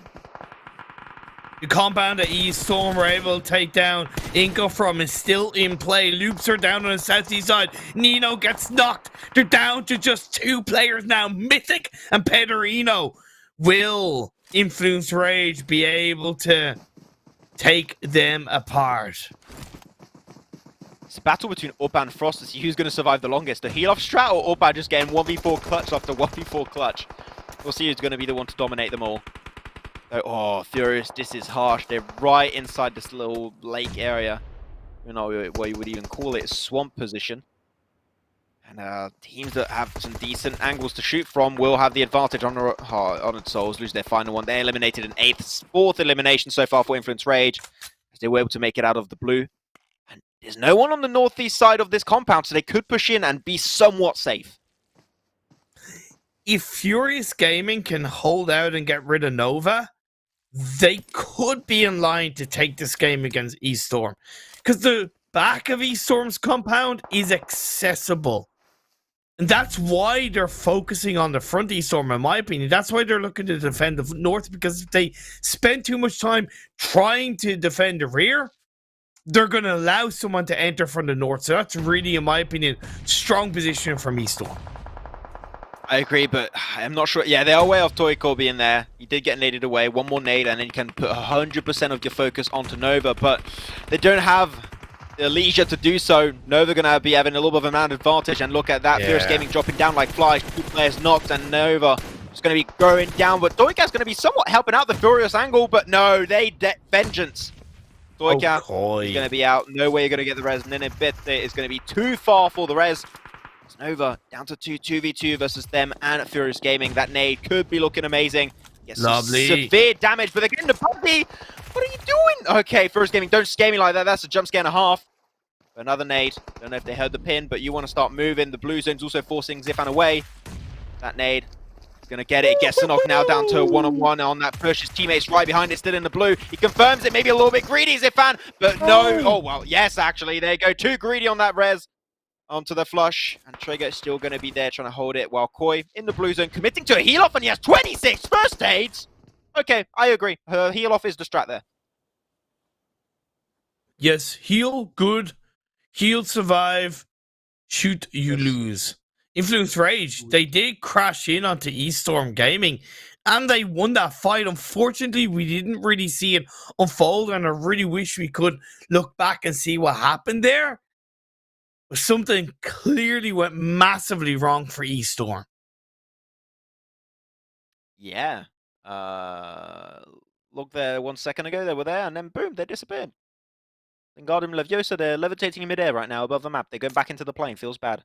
But that's it, 6 teams still there. And Frost was not able to out-heal Oppa that just took his 4-man clutch versus XSET. That's absolutely insane. I absolutely love that. 1v4 clutch more meta than heal strat, we'll see. Oppa then able to bunny hop his way over to the building. It's going to be safe for now, and Joy's going for the heal off. Final first aid kit. Only got bandages now. And he is going to secure a 5th place for literally free. For them spawning in this game as a 3-man, that's a big win in my eyes. So good job from Lazarus. Wait, Minute looks around. There you go with the MP49. Oh, big surprise. They had no idea he was staying in the supercar. Stuck will start smoothing. Things are going to calm down for a bit. Furious Gaming. They're not in the circle, but they have the low ground. In some small way. Influence Rage looking for the last player loops. Love to see how many first aids are still available for Koi, because this is a battle against time. Good nade could have been in a bit there. Takes a severe beating. No more heal. Another nade up by Little Boy. Just a little bit of damage. Doesn't have to even be a good nade, just a bad nade will be enough. Just a pre-fire peek around the corner. He gets pushed and there's no way he can fight against it. Influence Rage. Screaming their position on the podium. There's still 8 first aid kits. He could steal that second place away in mere seconds. I'm a little bit surprised Trigger didn't try to third party it up, but it is what it is. Well, there you go. It is what it is. Also, the heal off strat for Koi works absolute wonders for them. Nova Esports get their 2nd place on the 2nd game. Love to see it. And this is it. This is what I love about heal strats sometimes, is that it's not a plan A, but if you have it as a backup resort, it sometimes will give you so many extra points for literally just an extra bit of looting done in the early stage. Sure, he's not going to... I mean, could get the chicken dinner. He knows this is a 1v2. If he gets the angle, I don't know if they hear the footsteps. There you go. Want to make sure you don't misclick that button. And when you get in range, doesn't matter if you suffer the blue zone tick damage. And he does suffer the blue zone tick damage. And that's it. As Influence Rage secured himself game number 2 of the day in dominant fashion. But man, we had so many plays for the books at Imperium. This was a game and a half that we're going to remember for month and month, I hope. Man, what a moment. What a game overall, yeah. Oppa with the 1v4. Credit to XSET up until that point. 13 eliminations, I believe. Just dominating bootcamp through and through. Just their kryptonite showed up and took them out, and that's it. The superpowers went away. This is a kind of highlight of what happened with ESTORM, but it doesn't really provide the full of what happened, because I thought they had a good spread inside their compound. And the fact that Influence Rage were able to kind of push in some way as a duo, it's worrying for me, especially considering it's a team ESTORM that I really want to get behind. But when they're making mistakes like that, obviously, something needs to change. It's also an awe to how good the aggressive plays from Influence Rage actually are, right? It's so tough to really deal with. Koi, if he was able to go just a little bit further, I think he delayed the click a little bit too much. Or no, actually, that's the moment we shifted over to Phase 9, and he cannot out-heal Phase 9. I'm pretty damn sure about that one, so good try. Nova became himself a 2nd place out of nowhere with those 16 points. They're going to feel real good about that one, but Influence Rage, man, I mentioned it. I love the plays coming out from Law in particular. Love how he's been able to go get more aggressive as time goes on, and NA domination is here, man. Nova Esports, XSET, and Lazarus being in 2nd, 3rd, and 4th in terms of points won. This is the change we wanted to see. It really is. It's great to see kind of more than one Nova team in the top of the standings of an individual game. Of course, a little bit similar to game 1 and typical to actual Sandhawk. It's a spread of the points. Top 7 teams all getting double digits, which is certainly quite interesting. Influence Rage, though, I think like this team, as of right now, more than PMGC ready. Maybe that's a bold statement to make. Maybe it's a silly statement to make. But I really believe, as of right now, they are more than PMGC ready. Because they're a team that have a lot of experience as a roster as it is. And it seems like they're really finding their groove, finding their flow, and finding their confidence as a team. And they're very, very rarely stepping a foot wrong. I don't know if I would go to the extent of saying PMGC ready. I think that's a very bold statement to make. But you know what? I respect it, and you never know. If they make it to PMGC, then we'll come back to this day and you'll be able to tell me, Max, I was right, and you'll be able to say that I was wrong, which never happens. No. I am the best analyst out there. Who believes that? Probably no one. Though I can believe one thing is the Influence Rage had an absolute banger here. 11 eliminations on top of that one. Really good conversion rate. Was the 1,000, almost 1,700 damage this time around. Yeah, really strong performance on Influence Rage, especially able to hold on strong as a two-man at the end. They go for a great push onto ESTORM. And they were, well, at the start of the day, they were looking amazing, right? They were in third position with 142 points. They were getting really close to that position versus VIVO, Keita, and Alpha 7. So, yeah, Influence Rage, they are making absolute waves in the lobby. And Lil Boy in particular was Lil Boy, 7 eliminations as a solo this time around. I'm loving it. Lil Boy has been a player that I didn't see too much of before this event, but man, I'm impressed.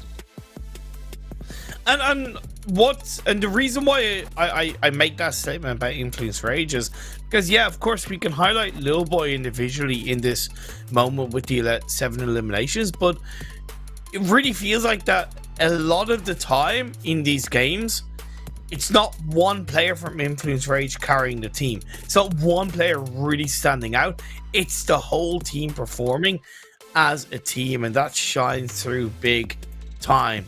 Although Lil Boy got 7 eliminations, we have to highlight Killswitch and J7. 4 eliminations apiece, 8 of the total XSET got. It was a good game for those two players. You know what? They still went out of the game pretty early, but the amount of eliminations definitely made up for it, so do not feel too bad about that one. XSET, that is definitely still a setup we want to see coming out from these guys. Though, onto the second page, we'll be able to see that Koi able to give himself 2,000 heal off. Surprised! He actually got more than Frost that's been healing off for the longest time in this game. 1,400. Get wrecked, Scrub, says Koi to Frost, apparently. We'll see. And Lazarus also, Joy did commit to the heal off. Good to see a lot of heal offs. But heal offs, I would say, except for the one of the Chosen, maybe they were done and timed really well. Seen as a plan B instead of a plan A, because that is how it should be done in the first place. But you know what? With that said, that's it for our first Sanhok of the day. We've got another one that's going to be cooking up for you later on. But now we're going to go for a break before our next Miramar of the day. So don't go anywhere. We'll be back in just a few short minutes.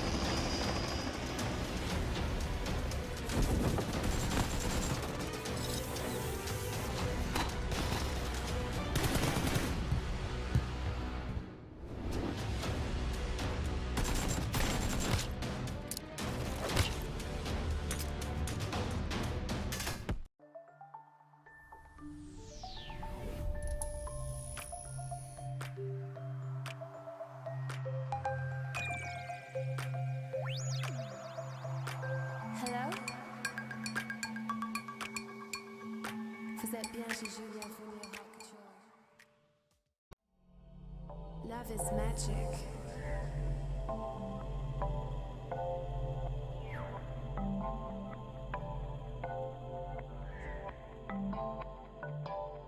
Metaverse is amazing.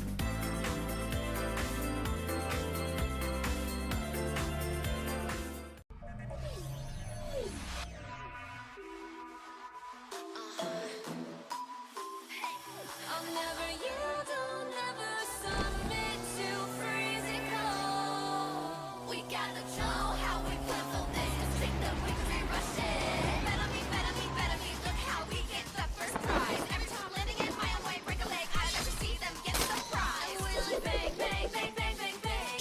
For the gang, you know we got the squad with us. Winner, winner, chicken. We gotta show how we play for this. Take the victory rush in. Take the victory rush in. Better me, better me, better me. Look how we get.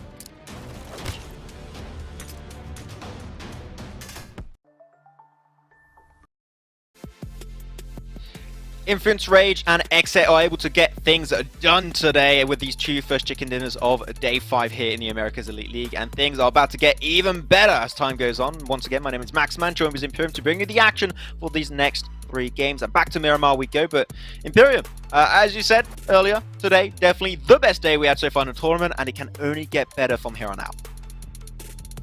Yes. I know I'm talking, but my camera is once again delayed. I love that these issues are happening, although I will say there's nothing I can really do about it right now. Yeah, the action is definitely looking good. XSET have had a hell of a day. I would say game 2, XSET was a bit of a down per se. They got 1v4. That's one thing we do need to point out. They got 1v4. You can't let that kind of thing happen, because you strip away the 13 eliminations, you strip away the chicken dinner from game 1. They got played, they got owned, and that's something that they will not want to let happen again anytime soon. But I do want to give still respect to Copa, right? Because I'm looking back on that play, and I'm thinking, I'm truly thinking it was not even that bad of a push of XSET. Don't get me wrong, it was not a good one by any stretch of the imagination, but I've seen way worse. I'm talking like players actually going one by one by maybe a 5 to 10 second margin. So it was not an easy 1v4 to pick up. He actually took a proper 1v2 at one point where they were both in at the same time. So still big old amount of respect for that one. Can they do it again? We'll see. This time though, back onto Miramar, as we did mention, this also means Imperium, the Group C is not going to be playing. That's INCO Gaming, LOTUS, Rise Esports, and Furious taking a short breather, as now we're going to see VIVO, ATON, BULUC, CHABTAN, and Black Dragons back in the battlegrounds. On a side note, I think with that chicken dinner from Influence Rage, yeah, I think they've gone to first in the overall rankings. Just Ooh. putting that out there. Yeah, just to put that out there, because at least in game 2, Alpha 7 went out early. Vivo Kid weren't playing. So I would argue that kind of puts them.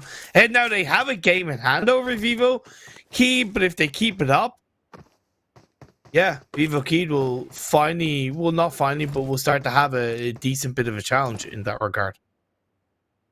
Love to see it though. Don't want to have it given to free to Vivo Key. These guys were popping off too early in the tournament, so finally things are going to get spicy in that top 3. Kill switch.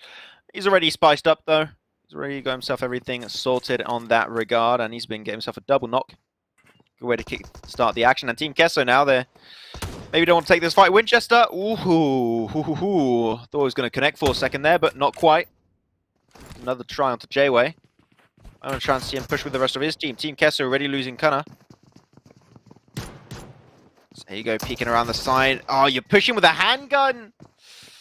Not the best weapon to breach a building. I think it's fair to assume, Imperium.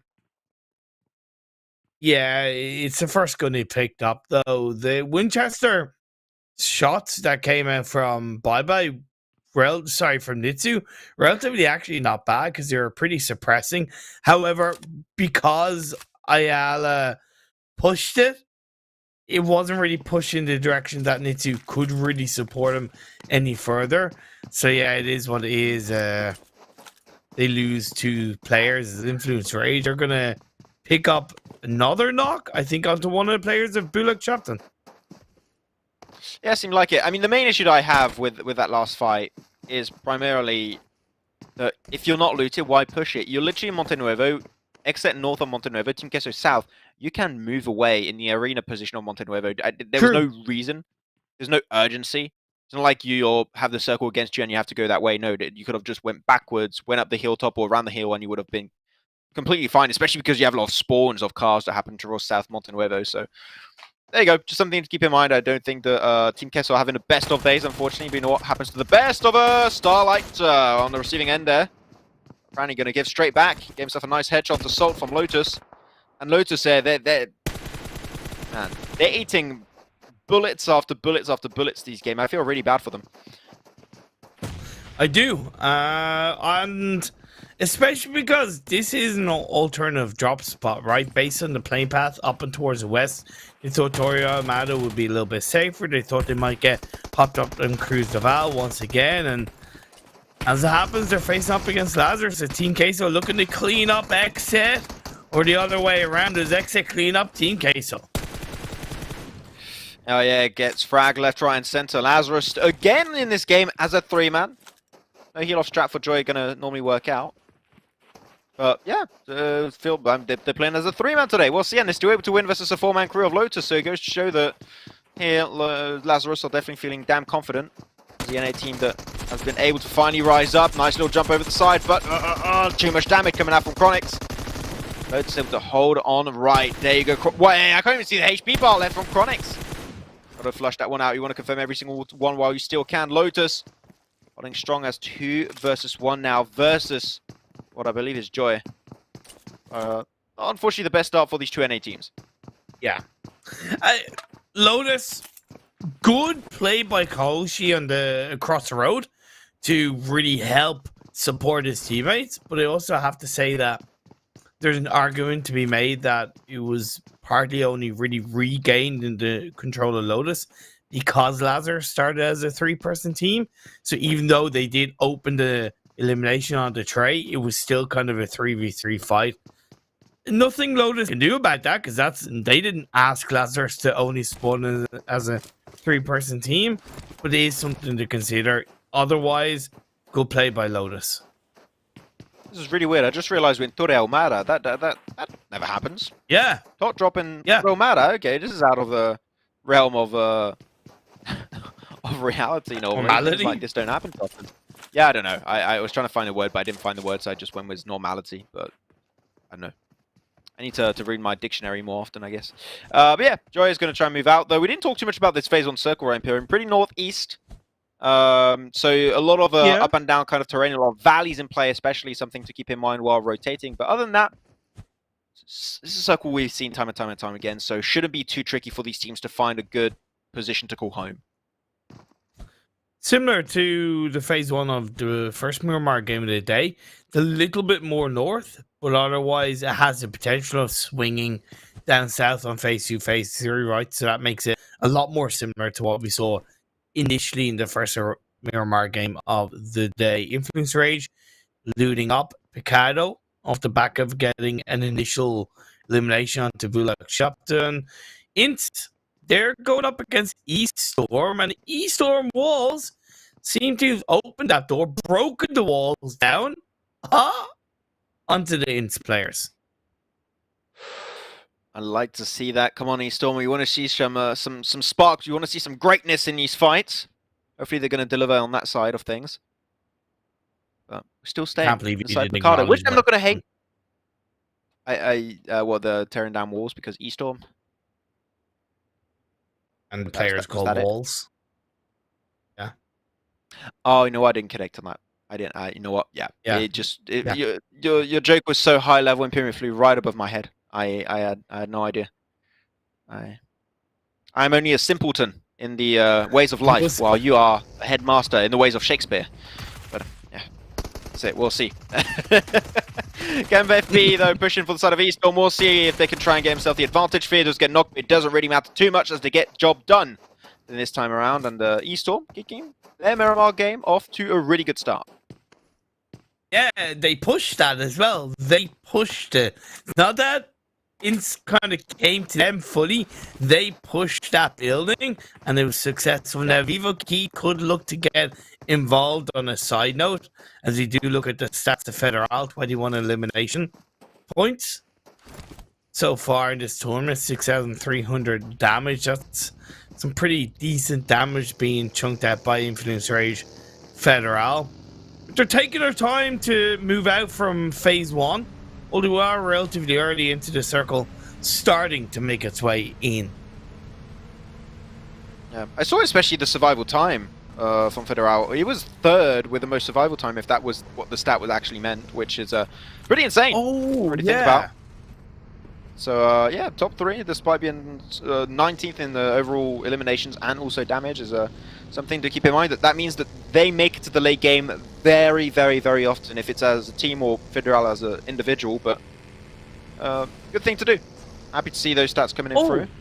And now teams are starting to rotate. Right, by the way, Max. Look at that's the current overall standings. Influence Rage are first. I thought that's what we were referring to earlier when you made your point. I thought you looked at that. Okay, yeah, but yeah, they are. No, I really didn't. I genuinely didn't. That was more just a determination based on, a calculated guess based on quick math addition. I know you're not used to quick math, and that's, that's kind of a little bit that floated over your head as much as my joke did earlier on. But yeah, that was just quick math, and I'm glad it was right. Influence Rage, good stuff. Yeah, there was not enough self-deprecation in the past few minutes, so you felt like you had to add to the tally, and I can respect that. Thank you very much, Imperium. But yeah, you felt so confident saying that earlier that I thought it was reality. So yeah, Influence Rage are looking absolutely amazing in that first place, and already created himself a cushion with these first 2 games, so looking absolutely dapper to kick things off. This game seems a lot slower. I don't know why. Compared to our first Miramar of the day, it felt like a Sandhawk. This one seems to really feel more like a Miramar. Which is normal? And it was maybe not for the lobby. I don't know. It was kind of the same with the last game of Sandhawk. Outside of XSET just kind of running wild all over the lobby in the boot camp area, it was generally a little bit of a quieter game to begin with. Are we starting to see the lobby kind of settle a little bit more? Are we starting to see these teams look for better strategies, stronger actual rotations rather than purely going for fights? I hope that's the case. Good nades, traded back and forth. Ints down to their final players, Ren. If I were him, I would maybe go upstairs, but he doesn't have the time to do so. And that's it. ESTORM pushing. Once again, sure it was only one player, but it feels good to see them engage this time around. Oh, yeah, I see it. I see it. VIVO I was not looking at my mini-map. Saw it. Yeah. Whoa! Okay, maybe not the best way to go. We'll see if we're going to go back to that fight, but right now it is not looking too good for the side of ESTORM. 1 player knocked, 1 got rezzed up. It was Lewis. The walls, this time Imperium, indeed are getting torn down. Zero Keyed. They need to put himself back onto this one. Not the best last game. This is their 2nd game today so far. Gotta check the nades, trying to slow down the approach, the ascent of Vivo Key, but Vivo Key, they got all the nades in hand, the mollies in hand, and they're trying to push out ESTORM. They're just gonna roast them down to a crisp. Adrian, the man with the glasses are not gonna save you apparently, and that nade is absolutely flawless from down below. Vivo Key secure 4 easy kills without really putting even too much effort into it. Yeah, this is gonna be a wrestling reference, but never mind the walls of Jericho. That was the walls of Vivo Key just knocking on ESTORM and I get it. breaking them down wonderfully. It was a good third-party opportunity, and I don't have against ESTORM. I really don't. It's so difficult, especially when that was a kind of like just a 2-building area that you get a squad wipe onto last player Vince, and you instantly, and I mean like that was like within 10 seconds are getting third-partied. It's incredibly difficult to turn that around. Yeah, I do agree. It was a Jericho. That's what he called it, right? It was Jericho. Well, there's a wrestler called Chris Jericho, and back in the day he had a wrestling move called the Walls of Jericho. I know that reference. I actually know it. Oh, you do? Really? No, I don't. Yeah, actually, yeah. Okay. Screw you. I hate you. I love How do you still believe what I say, Imperium? I love the fact that you baited me to explain, and then you were like, yeah, I know, and then, yeah, okay, I take that L, mate. I take that L. I was the imposter all along. It was me, but no, we'll see. ATON, they're going to be going for their push, and oh, well, we could be seeing a Copa 2.0 happening here. Well, no, apparently not. I counted it too soon. Got fans going to be taken out. And that's it for the side of the chosen NA as they take the L in 13th. But a few third-party shots are coming in. Hot from BULUC CHABTAN. Are they going to go for the push though? It's not really their playstyle, but you never know. Might want to try and change things up a little bit as we hit day 5. Phase 2 it continues to stay on the northeast, by the way. So it's kind of gone, if anything, more heavily down the southeast with Impala still in play. Black Dragons hold on to kind of the mountainside outside of Impala, stuffed by ATON 7 as they do try to defend against BULUC CHABTAN. BULUC CHABTAN have a really solid spread around the junkyard train that is now very much in the center of the circle. Nova, they have the top of Minas Generalis, and they could spread their wings a little bit to take shots on the BULUC if they so see fit. Yeah, I think pure scouting is going to be the play for BULUC CHABTAN and Nova. If you can get a few eliminations or a few knocks here and there and use enemy resources, fair enough. Do that. That should be completely fine as long as you don't put yourself at risk. Right now, we're going to be waiting for phase 3. There's literally little to no reason for 90% of the lobby to move, except for potentially XSET. They'll still have to make that rotation. And also the last player, Joy of Lazarus up north, is going to have to make that rotation come in. So other than that, there's no really big need to move. I would maybe even look at Honored Souls and go for another position. I think in terms of scouting, this is not great. Even Lotus, I think, could have other opportunities for scouting. Other than that, love the 2G split from Alpha 7 in particular. You're keeping information on LAZARUS, also Center Circle and Junkyard. You know what? Proactiveness, love to see it from Alpha 7, and there's no bootcamp this map, so they are safe. Vivo Key at the moment, short term, are safe. But I would arguably like to see them send one player across the side of the road, a little bit similar to what Alpha 7 have going on, right? Because the higher ground on that northern side across the road would be able to allow them to scout further. And if the next phase does shift heavily up north, they're going to be in line for a little bit of a stronger position. Stronger positions are going to be the gun and the... Sorry, I don't know what I was saying. I was about to cough sign. I just tried to say something before, but I didn't have time to get it out. You okay? Yeah. Also, feel free once again to keep the... No, I don't know, man. It's been like this for a week. So I'm all choked up, Imperium, okay? This day was delayed, and I was like, I miss Imperium, and I got all choked up. And now I got a cold. Feels bad. How it is. But yeah, also feel free, as you saw on your screen, to use the hashtag America's Elite League on socials, especially on Twitter. And if by doing so you have your tweet actually appear by magic, well, it's actually a production team, but we'll say by magic's going to appear on screen so we can have a little bit of a conversation with all you guys at home. So feel free to do so. Though some teams are still on the move. One of those is going to be XSET. There's going to be a little bit closer to North La Bandita. And La Bandita, as we know, very good scouting opportunity, but not quite center. So we'll see if they're lucky and the circle actually goes their way in the next shift. Hopefully that's the case. Either way, I like the awareness from XSET, I think they've rotated quite cleanly into this Miramar circle, and I would argue that's maybe overall the biggest change we're seeing from XSET in today's games. Is I think they're rotating pretty well throughout these Miramar terrain, and they seem to be moving as a team just that little bit more. Quiet on the western front as the blue zone does close in quickly. Do you like cookies, Max? I'm happy you asked a question, Imperium. I've been waiting for this time all my life. I absolutely love cookies. They're actually my favorite snack of all time. I love them. What's your favorite type of cookie? Chocolate chip. Like, the OG. Ah. Can't beat that. Would you like the kind of the hard and snappy type, or the kind of, you know, a little bit crunchy on the outside, soft in the center type kind? I love every single type of cookie. I do not have a favorite. Like, literally, I could not tell you which one I prefer because I love them both. As much as one another. So it's good if they're like also a bit, no, they're hard, but also they're gooey in the middle a bit, like that. Yes, that's yes. perfect balance.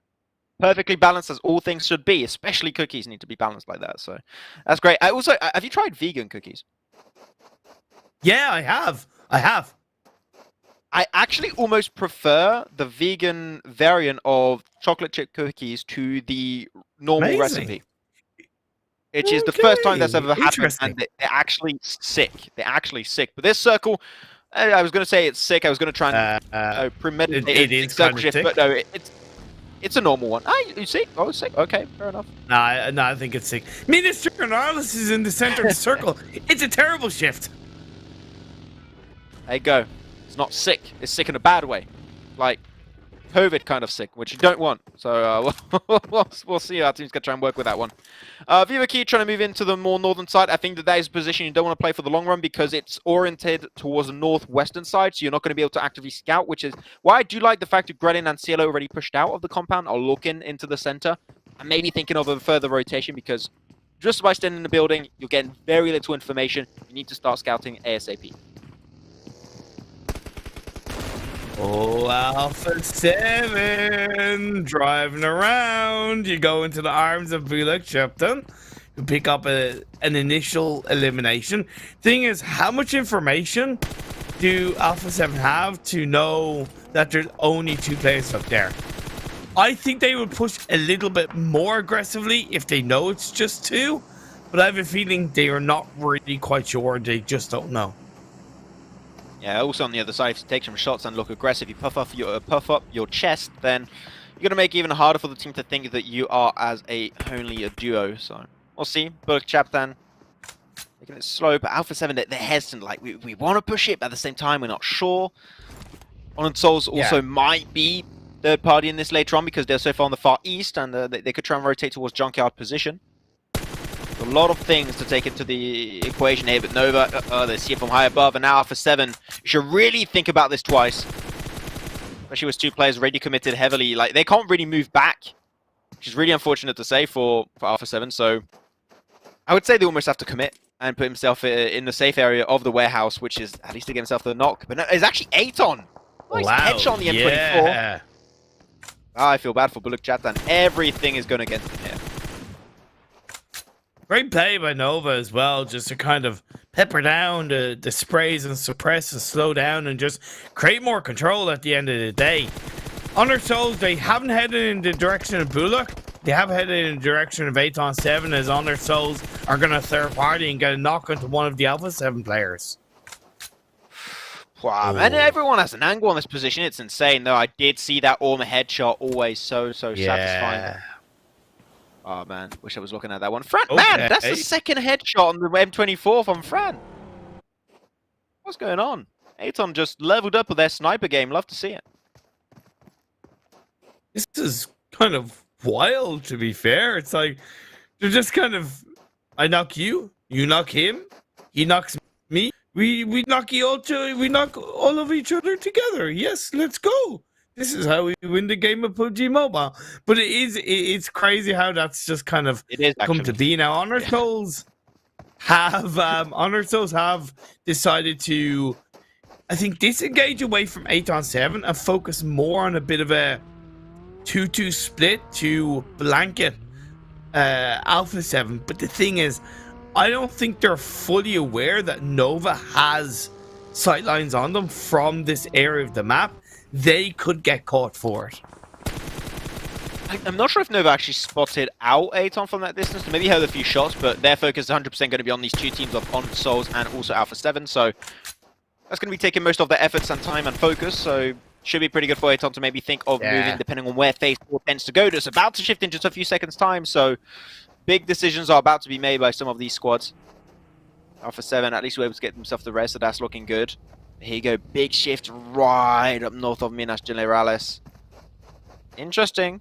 This is a position where we don't see circles end exactly there. They tend to end where normally VIVO Keat are or where the side of influence Rage currently play. But this position in particular, right on the high ground position that Nova hold down as a 1-1, that is insane.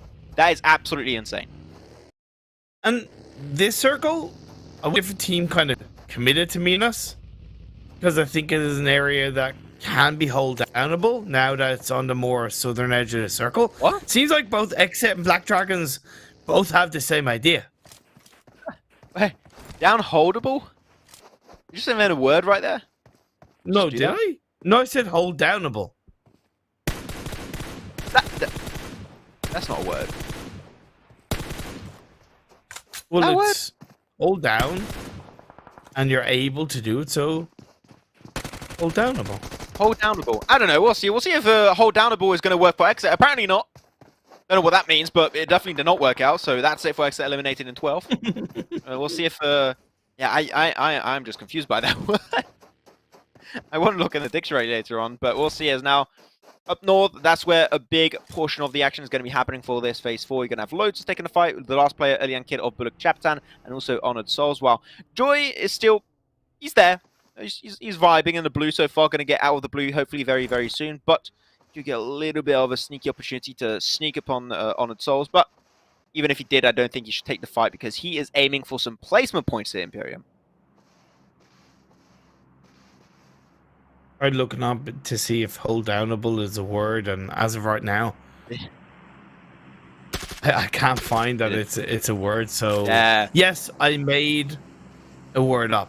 And I'm okay with that, being perfectly honest. I will accept that. Instead of saying that you made up a word, just say you created a brand new word. It's going to be added to the English lexicon very soon. There you go. That's how good a word it is. It's a very posh word you used. Yeah, no, it's so unlike me, right? Yeah. Ooh. Lexicon. Ooh. Suit you, sir. Suit you.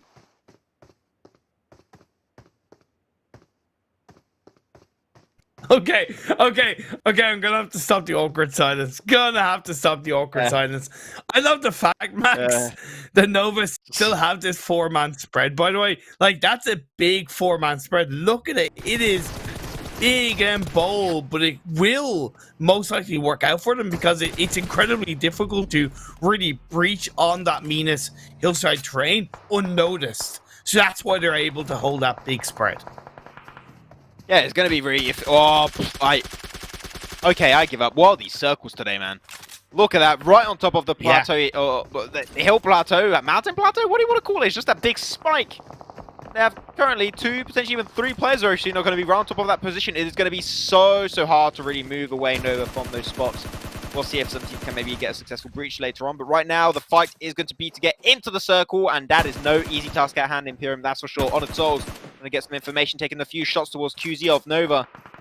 Even then, things are going to be real complicated for Alpha 7, taking now the full-on push onto Honored Souls. A knock onto Myth is slowing Honored Souls down, but GC God throws out the nades. Lazarus, Joey, last player up, looking for a bit of a third party. Doesn't quite find it. Pederino survives with an absolute goddamn sliver of... Still love H indeed, though. There you go, Honored Souls. Just trying to hold on strong. Myth. Ooh, a little bit of nade onto GC God. Want to make sure those don't actually get the knock. Which is back just a little bit further, but those nades are way too close for comfort. Alpha 7 are getting some good work done. Especially with that high ground advantage. GC God's going to try and throw a rando. in the first person mode, of course, as you do. But doesn't get much from it, unfortunately enough. In Northwest, a bit of action is going to be arising between Lotus and Vivo Keyed, so some big back and forth are currently going down. But that's it. That's knock onto Mafioso. Alpha 7. And now Revo right behind the rock, and that's a knock that gets confirmed from GC God. And there's only one player, Swagon, and he does not have that high ground advantage anymore. This is Honored Souls' fight to win. Swagon trying to escape it, trying to potentially lead them in this overall vicinity, but it seems so hard. Nino trying to confirm that elimination on top of it, but that's it for Alpha 7 as they get taken out in 10th place.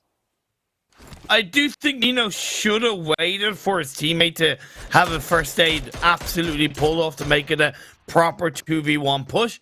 I think that was a little bit of a risky mistake, but otherwise, good stuff for Nino and good stuff overall from Honor Souls to take down Alpha 7. Koi from Nova hanging on to the western hillside of Minas Generales, overlooking Lotus as one of the players gets locked down inside the compound. This is the main issue with that position right, Imperium, for Koi and Kindness. If they get knocked, there's no res unless you drop down to where QZ or Zifan are to get res by your teammates. So you want to make sure you peek, but very, very little amounts to not get knocked out. That's it for Lotus, though. Going to be gate kept away by Vivo Keyed. They are back in action for this game. They're gunning for the chicken dinner. But for how long? They're spotted out by Honored Souls. They have the high ground advantage. It's not going to be an easy one. But on the other side, Koi and Kindness absolutely wrecking havoc on the northern edge onto Vivo Keyed and also onto the side of Honored Souls. Not easy one, but QZ, he was able to reach up top, join up with his teammate. Now they're just raining hell on the teams around them. Dance, my pretty, dance as the bullets rain down upon your feet. Nova with Zifan pushing forward to help informationally from the rest of his team. However, McGrellin from Vivo Keyed is doing something on the edge of the hillside to help stop Zifan from pushing. Oh man, he still had his nade in hand. I was like, he's going to switch over his weapon for sure, but no, he just kept it. He committed to the nade. Interestingly enough, Agent, good nade onto Zifan though. That's what you want to see. Create a little bit more breathing space. The soft spot right now for these teams is to hug the cliffside. Unless they have nades available for Nova, which they probably do. If they do, then even then you're not safe. So it goes to show how good of a position Nova currently hold in their grasp. Honored Souls, as a 3-man Nino myth. Not too sure this is going to be an easy one. ATON looking so good. The off angle from Fran is there. Can he get another headshot to his M24? Well, apparently no need to do so, as Nova have him covered. And I was fearful that Nova were not covering one specific area of the mountainside quickly enough, but they have switched it over and they prioritize the side in which Vivo Keyed holds down, and that's important as they have Koi up on top of the hill. Lovely mini 14 sprays with the help of QZ, gets a second knock, and in comes the push for Nova. Fish in a barrel, literally. That is the situation of all of the teams fighting versus Nova's position. Vivo Keyed gonna have a real rough time to close this one off. Influence Rage trying to move away from this compound, but to no avail. The blue zone is making too much damage. Only Lil Boy will be standing strong to try and close off this one potentially. 9 eliminations though for Honored Souls. Breaching the eastern side, they had some really good amount of success as Influence Rage take the L, and they will be eliminated in 4th place. But only 3 teams are still up and standing about as Kindness gets knocked. And the only way to survive is to go down the hill to hopefully get rezzed up. Honestly, worthwhile sacrifice if Kindness does end up going down, because at the end of the day, Nova done a great job of controlling that one side, and now they can focus on what's in front of them coming into Phase 7. Plus, they do have the majority of the players up, 3 teams left. The fact that we still have these 2 mountain positions in play at Phase 7 is insane. I almost want to just take a picture and put it as my background image, my wallpaper. No, that'll be definitely a good way to use it. Koi, I've seen him peek around the corner. 2 players. Are they inside the supercar? No, they're behind the supercar. There you go. Picks up 1, goes for the double. Worth his time. That's going to be 10 eliminations coming out of nowhere to close it off. Double digits reached just in the nick of time. Nova still have a last chance, and that last chance is called Koi, with literally 0 chance of losing a fight head-on. It's only if he loses the random sprays and he just gets headshot. That could be the downfall of Nova. Other than that, right now, he is looking pretty set up for success. Shouldn't have tried to revive on Kindness. That was a big mistake for Nova and could be the reason why they lose this chicken dinner. Luckily, he has the high ground as and a bit of an advantage. Nobody's getting up there to push him. Because I said he was looking good because his edge of the rock is in circle, right? Right? Yeah. See how far he's going to push, but I feel like that was the case, but I think it is barely the edge. When is it stopping? It's not stopping. Blue Zone's not stopping. Oh, though, one player's going to be stopped in his tracks. It's going to be Myth. Honored Souls out in third. Now Koi here. Opportunity to take the 1v2. We'll see if he can pull off a Copa. Trying to get lower every single time, making sure that if he has to drop down, he's not going to take that full damage. And that's the way he drops. A little bit further away. They hear the footsteps. They have a good idea. They're going to be looking that direction. And unfortunately, nothing comes of it for the side of Nova. Second place is for them. And Black Dragons, we wanted to see them step up in Pyramid at some point in time. And here we go. Another good game after they did that in day 4. They do it again in day 5. Give himself the chicken dinner for the third game of the day. Definitely good stuff, and they were one of the first teams to push into Minas on that phase 4. When I said it was the right time because it was on the edge of the circle, it made sense. They took down XSET. Yeah, okay, they didn't really move away, but I think that's the way you play around Minas when you commit to it, right? And as it happens, those circles shifted. It stayed just in around the Minas area. They were able to come in, help take down Influence Rage. And in the end, they had the majority of the players up, got the job done. Really smart play on one of the souls on the Easter. I absolutely adored how they were trying to move around that whole situation with, what was it, Alpha 7, I think, and Nova in the first place. So they were super proactive while not putting himself in harm's way. Avoiding those positions, getting the best spot, then taking the fight, getting extra eliminations, and then pushing at the very end to get themselves a double-digit elimination count. Love to see executions like that. But at the end, Koi, one of the best opportunities, I think he saw here that the two players of Black Dragons were splits. He's like, if I can just drop right behind one of them, I get the first knock, then go for the second, maybe. In theory, that's the best play could go for in that type of situation, but of course, to make it happen, you have to win the initial 1v1, which he was not able to do, but still, really, really strong idea from Koi, from Nova Esports. And at the end of the day, Black Dragons, though, able to get himself the chicken dinner. It was 23 points. We wanted to see them come back strong. They are finally kickstarting their ascent towards the top. And Honored Souls, we need to give them a decent bit of credit. I think they did a hell of a job of playing aggressive while still making sure they had a full squad up, right? They disengaged away from the ATON 7, Alpha 7 kind of Nova fight. They repositioned. They were playing sensibly, and they were rewarded with that, where they still had strong eliminations, but backed up by some really strong placement points. Yeah, that's exactly it. I love how Honored Souls were able to do this one. We wanted to see a 50-50 split in placement and eliminations. They hit it exactly on top of the head this time around. So hopefully we can see a little bit more of that one. Unfortunately for VIVO Key, not able to go the entire way, but still 11 eliminations, 6 placement points on top of it. Despite having one of the worst positions to scout, not because of them doing a bad decision, no, they actually tried to make the most out of it, but it was not a position that is known to be easy to scout from into the circle, so they tried to make it work out, but Nova had too good of a spot, so that valley was just not viable for the long term. Still really good try on VIVO Quito. They get contested and get pushed out actually of that first place at the very start of the day, right, in Pyramid by Influence Rage. So the competition is at an all-time high currently, as Influence Rage, not even that bad of a performance, sure, did not go the entire distance here, still got himself 8 placement points, with 9 points total here. The competition at the top is going to be real fierce, but Alpha 7 are not looking too amazing here 2 games in a row. Their top spot in the top 3 might be contested by Nova after this. Yeah, and we could really be feeling the effects of a no Senatexa in the team. Have they maybe lost their vibe, or are they just trying to find it again? It's okay for that to happen, right? I'm not saying it in terms of this, oh my god, Alpha 7 are doomed. No, in terms of it's natural when a big player steps away, or even any player from the team steps away, that you've lost that part and you're trying to refine the groove of the roster. You're retrying to find a feel of the team and your momentum, and that could be the case for Alpha 7 at the moment.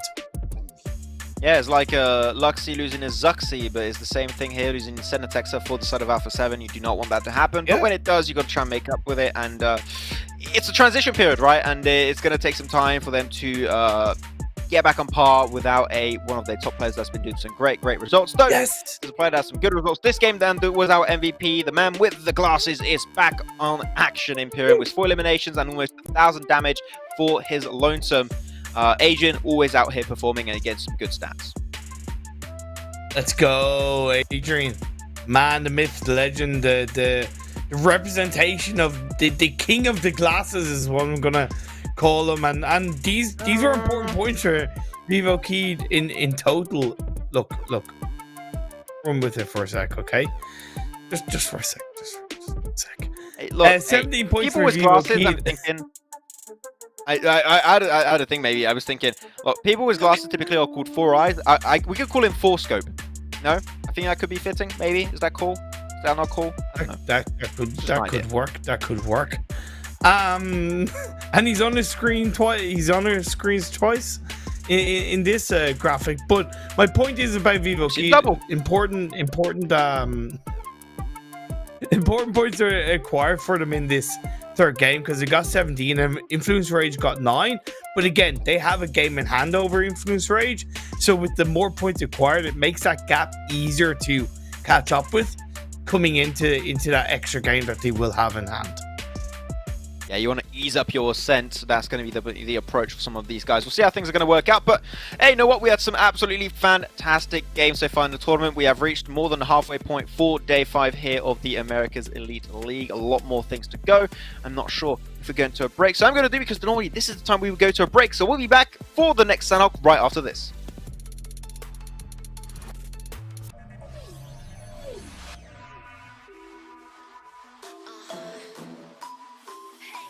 I'll never yield, I'll never submit to freezing cold. We gotta show how we puzzle this. Take the victory rush it. Better me, look how we get the first prize. Every time I'm landing in my own way, break a leg, I never see them get surprised. We like bang, bang, bang, bang, bang, bang. From the gang, you know we got the squad with us. Winner, winner, chicken. We gotta show how we puzzle this. Take the victory rush it. Take the victory rush it. Better me, look how we get.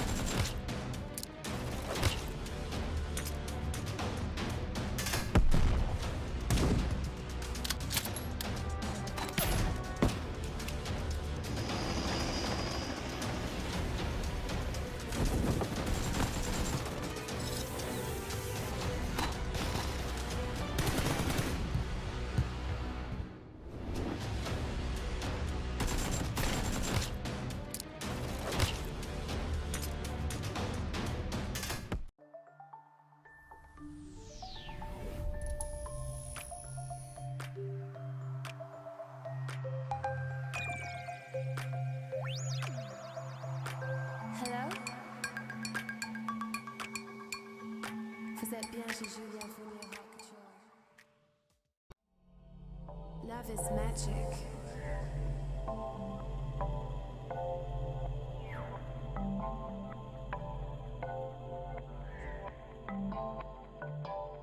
Metaverse is amazing.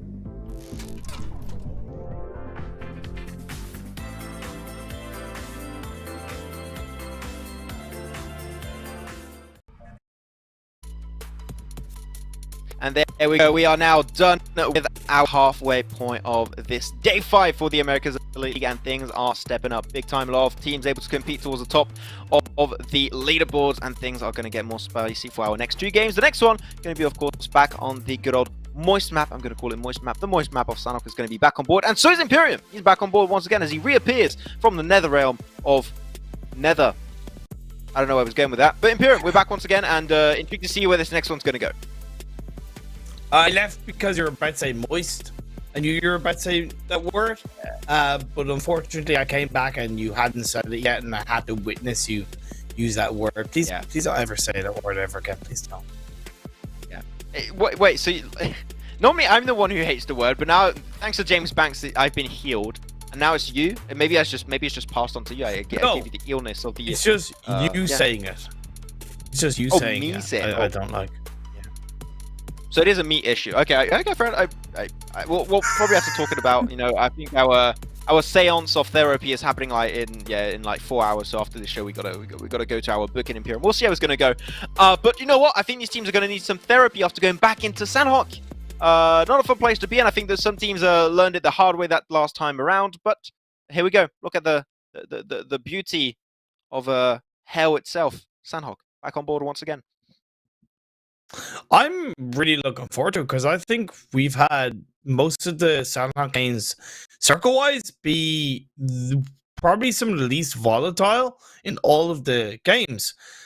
And I think we're going to have a pretty cracking one. Like, if you think about the first Sanhok game of the day, outside of the madness of boot camp, a fairly kind of quiet, slow, all things considered, teams playing for a position game. Again, like I alluded to in the first in the previous Miramar game, our teams generally starting to settle.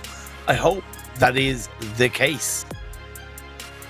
I want a trifecta finish because I like my trifecta finishes. Would be a fun one to see how teams will respond to it.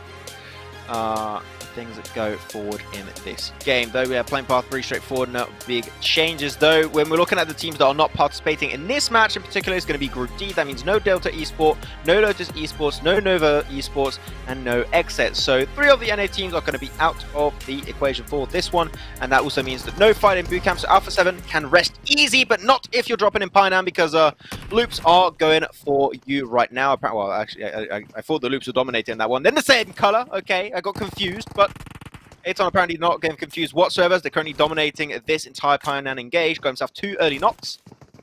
ATON looking for the 2 remaining ones to get himself 4 early elims, but Fran 96, unfortunately, with no M24 in hand, will not be able to have the impact he initiated. ATON, let's go. Nice play by Chuko getting on top of the roof. I think that's great from an elevated standpoint. Allows him to get information onto the remaining 2 loops players. He's prone back down. That's okay. The revives come through. Fran is back up on his feet. I do like the demeanor, should I say. I think he did a great job of at least flanking around, separating away from the rest of his team. Of course, it's still going to be hard for loops as it's 2v4. Thing goes by the numbers. 4 greater than 2. Even I can say that, so it should be pretty much a given. Dodgy. Oh, that's the sneaky off angle that some teams decide to go to if they want a third party inside of Pineham, which is going to be happening. The Chosen don't go for a similar play where they have a 2-1-1 split. So once again, as we know from these guys, they're going to go for the early split, get as many meds as possible, and commit to it pretty early, which I would still like it to be delayed a bit. Hopefully that should be the play for the Chosen, but don't get really too much done inside Pineham. They just wanted to be there. They're like, we're going to mess with you guys. QUESO, they're messing with it big time from the other side of the river, and they pick up 1 easy elimination onto Milos. I feel sorry for ATON 7. You just don't really expect, and you never really would see a 3rd, 4th party like that in a more of a global stage. And I don't think they expected it. Could they have maybe been a bit more proactive off the back of getting 2 eliminations on loops? Yeah, they definitely could have, but I believe they were confident, and I would be if I were in their position of having more time to play around in this Pineham area. The good thing for loops, they surely will have kept an eye on the elimination feed, they know that it's 2v2. Oh yeah, they know for sure what's going on. But so far, we're going to be down to maybe a little bit of utility. But we know that Painan, these fights breaking out early, maybe they're a little bit undiluted, and that utility is currently lacking, which seems like that is indeed the case. Thompson plus an AKM, fighting versus a UMP and a Uzi, so short range with that Uzi, they could have some drastic consequences in favor of ATON, but the AKM, of course, gave himself that type of weaponry in this type of fight. That could be absolutely insane, but they have some flashbangs, which we don't see used too much, Imperium. I'd like to see a little bit of usage, but Furious actually going for a fight versus Team QUESO, and they gave himself 2 knocks. They're instantly going to be going for rushes, so yeah, Team QUESO too focused on Painan, and they're instantly going to regret it. Well, it was less too focused on Painan and more just too heavily split, and they took some shots and made some noise, and Furious Gaming played upon that, and by the time I believe it was Ayala that joined up with Nitsu, it was too late, and now they're down to 2, and even then bye-bye is even more separated away from Nitsu, so yeah, Team QUESO about to be put down to 1 player. We'll see if they can try and make it. Nitsu and bye-bye. Hopefully not going to say goodbye for good. Nice little peek there, get some decent damage, switches over instantly to the Glacier M4. OP weapon by default, but Oh, I like still trying that. to pre-fire, trying to stop the peak. Hit from there, he's trying to slow down the approach of Furious Gaming.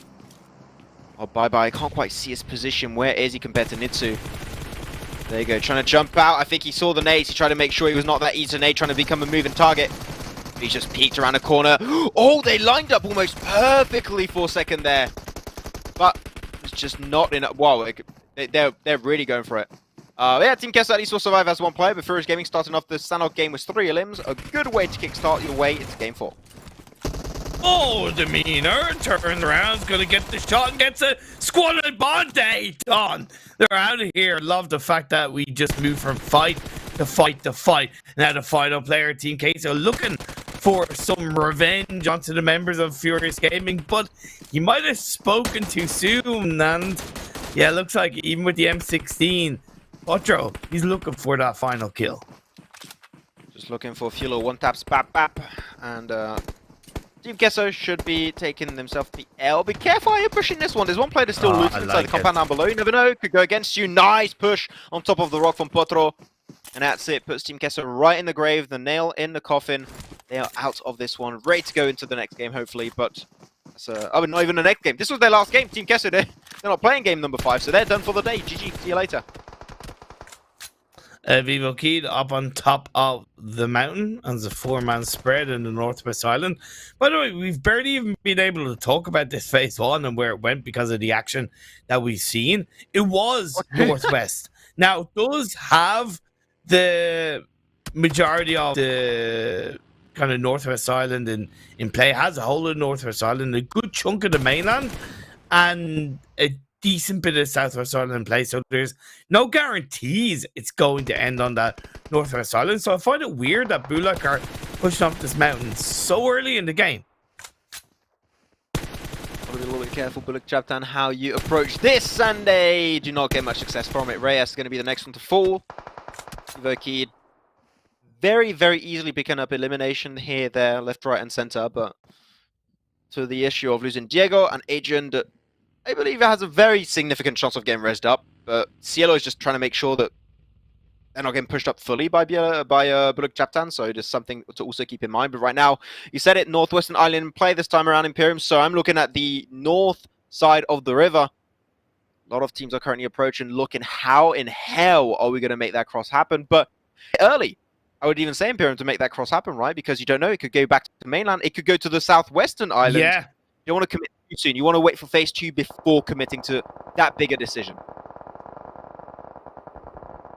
I fully agree, and I do get why this area of the map where in ESTORM Gaming are interacting with the third-party help of Rise Gaming is a priority, but you're 8 minutes into the game. If you're moving in there from a different position, you gotta know that there's a lot of risks involved in that, and I think INTZ didn't fully realize that. A fundamental mistake, they go down. Always feels bad to see those kind of things go down. Though I am seeing a battle of the splits team down Southwest Island. Is going to be between the Chosen and Influence Rage. Not too confident in if that fight should be happening in the first place, but hey, you know what, is being committed to, so we'll see how things will go down as time goes on. And as we did see, Adrian was able to get rezzed up, so always good to see the man with the glasses back up. The man also called and known as Full Scopes. Okay, maybe not going to do that. Actually, now that I think about it, it's a pretty bad superhero name, so we'll scrap it for now. We'll find another one, Adrian. Don't worry, we'll find a good one. If you have any ideas, or if anyone in chat has any good ideas, feel free to free with hashtag America's Elite League, and we can try and maybe use the superhero name for him. But the Chosen are not going to be the Chosen in this game, as that's going to be one casualty going down instantly. They're going back to the old ways. Yeah, they are. Because even that split, I just don't get it. They did make an adjustment on their drop spot on a side note. With Nova not playing, they've dropped to where Nova were dropping in the previous Sandhawk game. So in that regard, yeah, I get that. I appreciate that. But if there's no kind of structure off the back of that adjusted drop spot, it's just so weird to me. In Influence Rage, you're rotating on towards that coastal line. You're able to catch out one of the TC players. Furious Gaming moved down to Pine Out, which I do find interesting. Looking for the last Luke's soul in the hand of the and Demeanor. Stay alive. The next phase is about to pop, and it does go down southeast. Oh, there you go. It's a tricky circle, man. Like, that's a ridiculously tricky circle. I said, man, trifecto's gonna happen. It's gonna happen eventually, and there we go. It's gonna be this one, though. Portoro waiting in the wings. Got to switch weapon. Change. Oh, right on almost the last bullet there onto his M4. So perfect timing for Furious Gaming. Pool, perfect count. Don't know which one it was, but definitely worked out in his favor. And they're still up as 4 players. They're gonna start moving away because you said it, Imperium is a southern eastern edge, and you have the trifecta. This completely free. No one is there. Absolute barren land. So if you want to try and get yourself in what could be the best position in terms of rotational advantage in this circle, trifecta all the way. But because they're so late to the party, they might think it's occupied, which is a fair assumption to make. But if you scout it and you see the option, just gun for it. It could be so good in the long run. Yeah, for sure. For sure. Vivo Key, this is where they need to think about really what areas of the mountain of Northwest Island they need to really control. To me, they need to prioritize really looking at the east and controlling the east, because if you look at it right now, for example, now Lazarus are rotating through the Valley of Death, which makes sense. But if Vivo Key had been there earlier, they could probably have picked up one of the Lazarus players. So that's why I think they made a bit of a positional mistake inside this phase too. I'm actually wondering, is it really called the Valley of Death? Is that like the competitive name, or is that just something we came up with? I literally do not remember. Well, That. I think most kind of compound names are technically made up. You know, if you think of Alamo Cube compound, Okay. it's not like it's not, you know, it's not like they've been officially assigned. So I think the Valley of Death is something that has been name created because I think it's a suitable name for that area of the map. It's a really good question, though. Yeah, but the question in particular was, did it come from, you know, other players that called it that way, or was it us both? Because I have the impression that since we started casting PUBG Mobile, we called it that, and I don't remember if we created it or not. I literally have no clue. But you know what? It came from somewhere. That's for sure. Where though? I couldn't tell you. I didn't hold a record. How about we copyright it? Then we should get a patent. Sell it and patent. Yeah, we'll do that. Every single time a caster says it, we get a portion of his day rate. Oh Jesus Christ! God, imagine that. Oh, God damn it. Good business. Good business. We'll see. Though, not a good business to have that crate on top of the building. Not going to be able to get looted up that way, can it? Unless you nade it, which you probably don't want to waste those nades like that. Dishonored Souls. Not wasting any time, though. They're pushing up Hilltop. They're trying to make their way towards where Vivo Kid are currently playing. Vivo Kid seeming a little bit too split and unprepared for this fight. Luckily enough, they did get himself one knock, so You know, they did not seem in position. That's going to buy a lot of extra time for the rest of VIVO to join up on the party. And Honored Souls, I think they know now that the team is collapsing on their position, they got to leave. And full respect to them, because this is not a fight you want to take. But Freddy peeks around. That's one. That's two. Not the play you want to go for. And they instantly regret that decision. 3 players lost at the drop of a hat. And credit to VIVO because I think they overreacted pretty quickly to that. What was a bit of an interestingly maybe unprepared spread from VIVO was well adjusted once they recognized that Honored Souls were going up the western side of the hill. The next phase is about to pop up. BULUC are holding on to the compound that's near the trifecta area, and Jesus H Christ. Okay, so I said the circle shifts and the circle finishes in the Sonic games across the AEL so far have been relatively decent. This one is far from it. That's a big bad circle shift. Yeah, I think if we could have one write-off of a game in the entire tournament, this would probably be the one. But you know what? I love it. I adore it, because as I said, I live on the feeling of despair of teams when they see these type of circles come out, and I'm feeling very, very powerful. I feel like I can beat the entirety of the world at this very moment. We'll see, though. So, Chosen looking around. He actually goes for the spray. I thought he was going to try and stay prone, but trigger discipline is not there, apparently, and he does peek, and he does not even get the knock. Dodgy's going to try and defend it, but to no avail. That's it. The third player is going to be out, and now they're down to 2. First Frost and Oppa trying to defend it as strongly as they potentially can, but I do not think it's going to go super far. Imperium, it feels bad to say, but after seeing that nice engage from Influence Rage, they're looking pretty confident, but there's a third party happening from another side. From where's that from, though? Is that INCO from the bridge? It seems likely. But also, INCO are not going to help out the entirety of the Chosen as they also get that knock. LAZARUS, BULUC, CHABTAN are going to be sharing a compound on the northwestern island, which is one very good position to rotate from. But for that to happen, you need to win the fight versus the other team. Yeah, BULUC have been here for a while. LAZARUS made their way here from the Valley of Death. Well, they stopped along the way. Once the circle shifted, they reacted extremely quickly. Alpha 7 on to the South Bootcamp Hill, probably one of the 2 best spots to hold down in this circle, along with Furious Gaming, just a little bit out to like basically in the trifecta compound, but they're not right at the very top of the corner. Rise Esports, Black Dragons, they both gone into bootcamp, which I don't disagree, but I think it's a little bit too early in the game. They're trying to pull an XSET. They're like, if we go back into it, we might get 4 extra eliminations. Well, no, it doesn't go down like that. Or we might just get 1v4'd by Copper. Many things can happen in bootcamp for the second rotation, so just go in at your own risk. I love Alpha 7's position going for bootcamp hill. It's the typical one. If they would have survived on the first Sanok game versus XSET, 99% of the time, I'm sure they would have gone for the bootcamp hill position before going for the next rotation. So pretty by the book when it comes to the Alpha 7 mid-game play. But now things are coming down a little bit. Most teams have found a temporary drop location to hold on. Well, not drop location, but rotational position to move on to and to hold on to for now at least. While waiting for the next shift, because they know it's a 33% chance Imperium could go almost anywhere.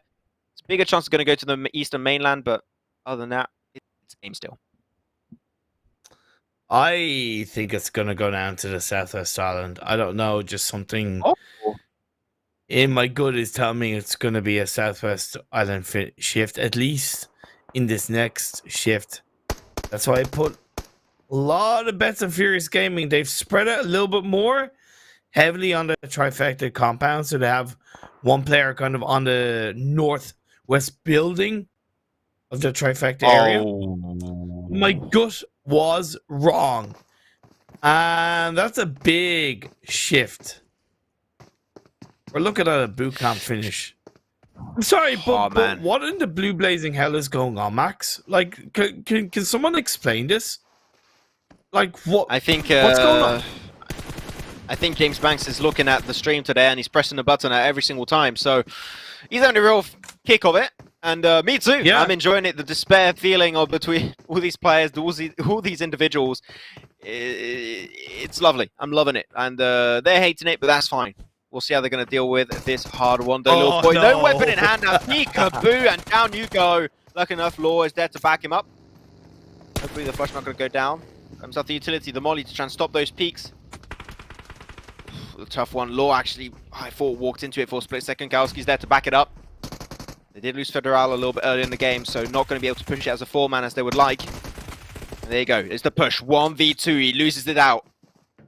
Difference rate. Looking. There's another player further away in the distance for INCO Gaming. They're not sure exactly where he is, but Becca slowly going to be able to crawl his way forward. Well, he's still in the blue, so taking a little bit of tick damage.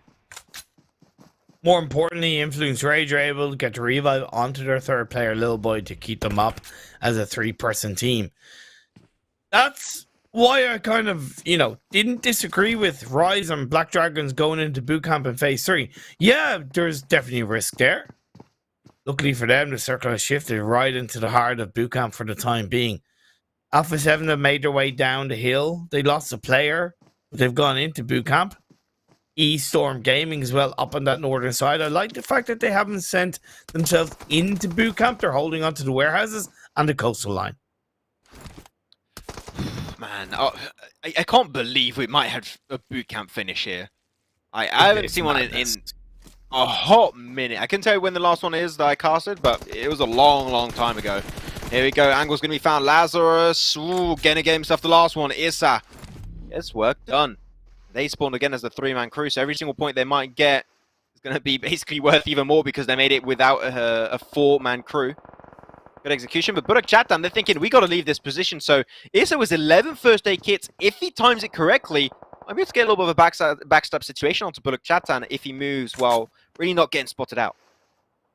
Well, my thought is that he's going to wait and try and loot up the player from Honored Souls that he took out, see if he can pick himself up a couple of extra first aid. That's my idea. Because I don't think it's worth him trying to third party that, to be honest. We'll have to wait and see. Either way, BULUC CHABTAN do move away. They're going to try and swim into the comfort of the water. But you can see Furious Gaming, even VIVO Key, they have all eyes on the 2 remaining players of BULUC CHABTAN is the next.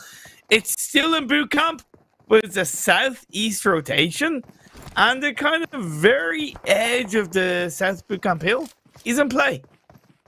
Yeah, I can predict a fight that's going to happen pretty soon between Furious Gaming and Influence Rage as they're going to try and vie for Bootcamp Hills down south. Seems like a very clear opportunity, though. I am seeing the still player of the Chosen alive, so that tells me there's a heal-off currently going down with that one player, even potentially for INCO and Lazarus later on, depending on how many first aids they have. But yeah, Furious Gaming going instantly for that position, eyes on the prize, but I'm surprised, Imperium. We're looking at the minimap right now. Influence Rage have yet to really start moving. I think that is a very slow reaction to this circle, but you know what? We'll see if a slow but steady wins the race for them. I don't think they want to play in the exact same position as Furious Gaming want to play, just because of the lack of bodies that they have to potentially control the South Bootcamp Hill. I think they want to play more on the kind of edge, maybe even try and make their way into the compound that's on the eastern edge of the circle. All the while, the Chosen do end up going down, so we're left with 10 teams remaining. Oh, barely outrunning the blue zone. Oh, a little bit tricky one for Adrian, but right now, objective for them, remain undetected. If they can avoid the detection of Furious Gaming, they win. But apparently, that was not the only issue. Rise with an issue in the wings as they were shooting from the western side of Bootcamp. And that's it, end of game for them. VIVO Kid out in 10th, 9 teams still remaining strong. For how long? As we also do lose the side of BULUC CHABTAN. All the teams that are trying to move in from the western side have been taken out, except for 2, Furious Gaming and also Influence Rage. So now getting closer and closer towards that hilltop down south, and the fight's finally going to break out. That's it, Furious Gaming going to be the first one to lose a player. That Spotter are already out, and they are not hesitating on confirming those eliminations. But now you've got that time factor because the circle moves away on the roads between this position and Bootcamp. They got to win the fight and then start moving down. Alpha 7, Revo gets a knock into one of the Rise players, looking for another in amongst the smokes. He's trying to create a little bit of a time space for his teammates to come up and support him. That's some good teamwork from Alpha 7. Yeah, Alpha 7, got to be careful. I want to see every single player in the circle if possible, but you also got to keep in mind that there's going to be ESTORM that could be an issue making that rotation happen. So a lot of things to keep in mind. Becco is only 2 first aid kits. We'll see if he can try and snatch away a few extra placement points if the team dies in the nick of time. Ooh. Good spray, Revo. Switch it over to that first person mode. You love to see those kind of plays happen, but Black Dragons are slowly but surely eking their way forward, still in that little canal position inside of bootcamp. The nades are getting exchanged. Now Alpha 7 are leaving no room for mistakes here. They are nading and putting the aggression everywhere. INCO are out to heal. Strat only got them so far in this game. Black Dragons, can the revive be played out? Rafina of Rise Esports, they've suffered multiple casualties. He's the last player up. Oh my god, he's able to move away to the side of the building. It's through the window. Alpha 7 clean them up. On Alpha 7, want to see. Oh man, they're all red too. I'm struggling to keep track of who's who, but you know what? That's fine. Black Dragons. It's very unlikely for them to really make that move away. But the thing is also from Alpha 7, they must keep track of teams trying to cross that road. You don't want to allow that to happen. And there's not going to be too many players to do so. So pretty easy task at hand. And there you have it. Revo takes care of everything with Swagon. That is exactly what you want to see. Now, really, this is looking like an Alpha 7 chicken dinner. They dropped in bootcamp and they're about to finish off the game in bootcamp. The circle is on their side of the road, so there's going to be a lot more positions to play from, but none of their buildings are in there. Do they want to cross and take a risk, or wait for the teams to go there and breach it themselves?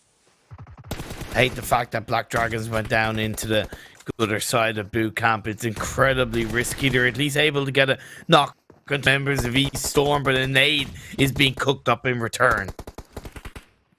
Very nice one, Fear. Gets a little buff damage plus 1 elimination confirmed. Time for medkit apparently from Nicolas. Gonna complain, gets up to 100% HP. You might even know that can make the difference in the long run. But as you said, the gutter here, they're getting pushed out. The blue zone's not going to be in their favor. They've got that time factor. You've got to go for the push. But if you go for the push onto ESTORM, Alpha 7 are going to third party potentially. Or maybe not actually. Swaggin got knocked, so Reva's going to go for the res. There you go, going for the push as they're barely trying to out of that warehouse. Watch them out, and also Carrillo has the off angle. There's no escape. Alpha 7 can see everyone and everything. Black Dragon, they're just living their final moments potentially with also ESTORM, but the player was actually able to push around the side.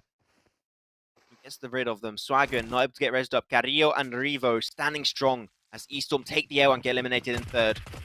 Alpha 7 have the chance of taking himself that win. The spray's coming through. There's that off angle from Nicolas also that could be playing strong. 2v2. No, actually 2v3. Swaggin was brought back to life in the final moments. That's huge.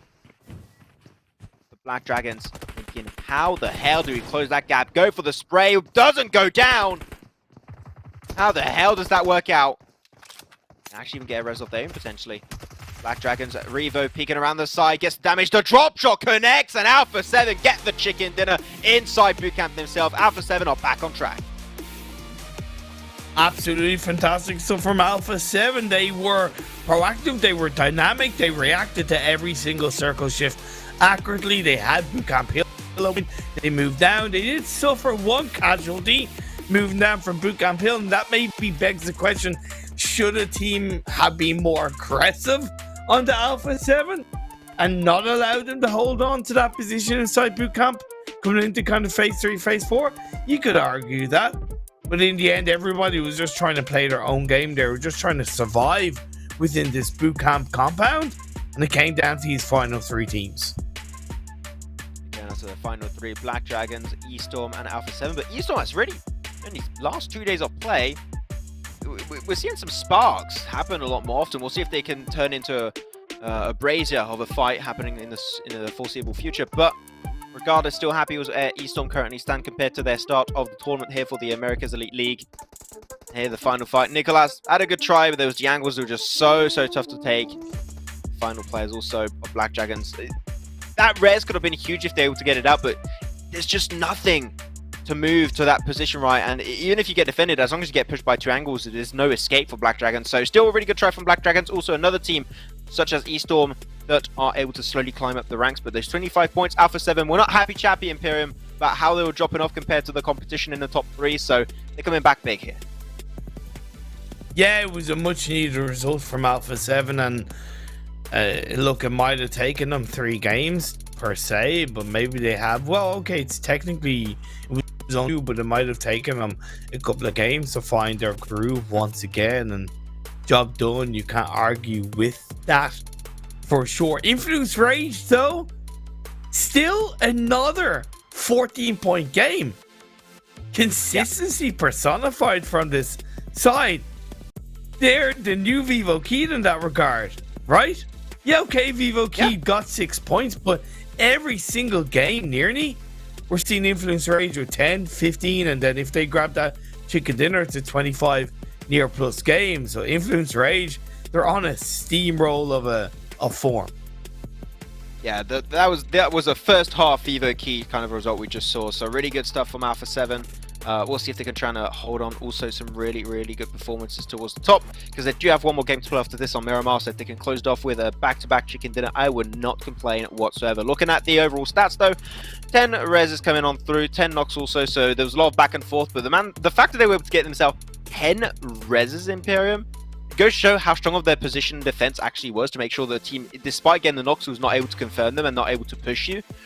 That really shows a lot, because 10 reses on one team, that you don't see that happen too often. That is absolutely insane.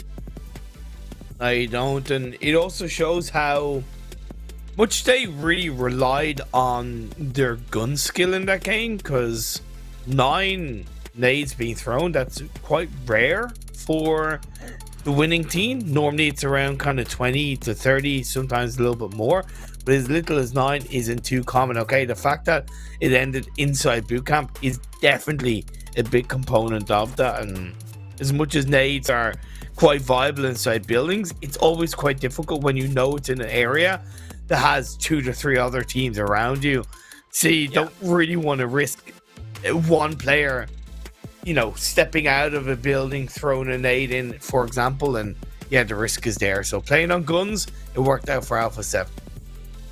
Yeah, I mean, you set up that question at the start of the day, right, Imperium, with Senatex, is that going to hurt Alpha 7?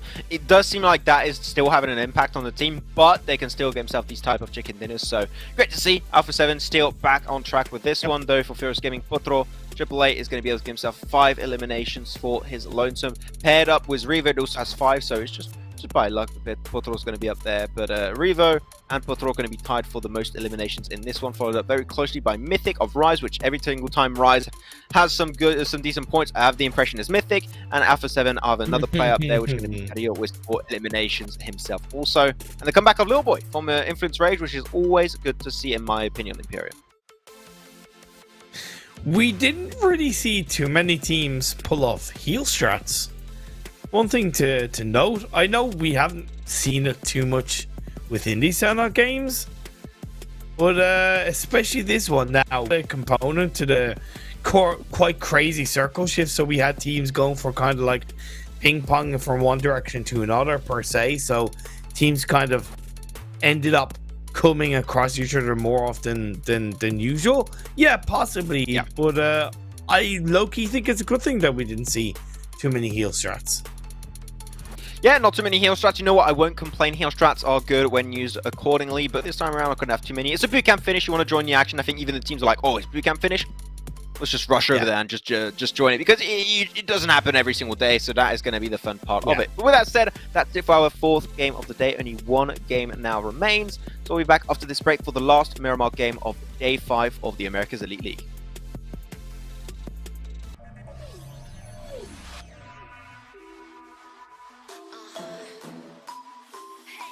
I'll never yield, I'll never submit to freezing cold. We gotta show how we play for this. Let's take the victory rush it. Better me, look how we get the first prize. Every time I'm landing in my own way, break a leg, I never see them get the prize. And we'll bang, bang, bang, bang, bang, bang for the game.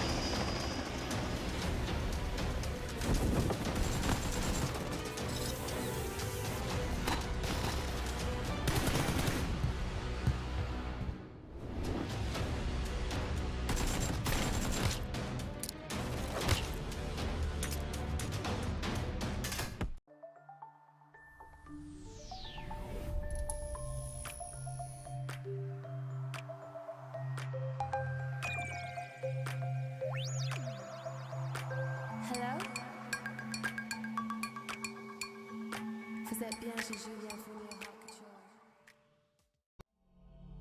Love is magic.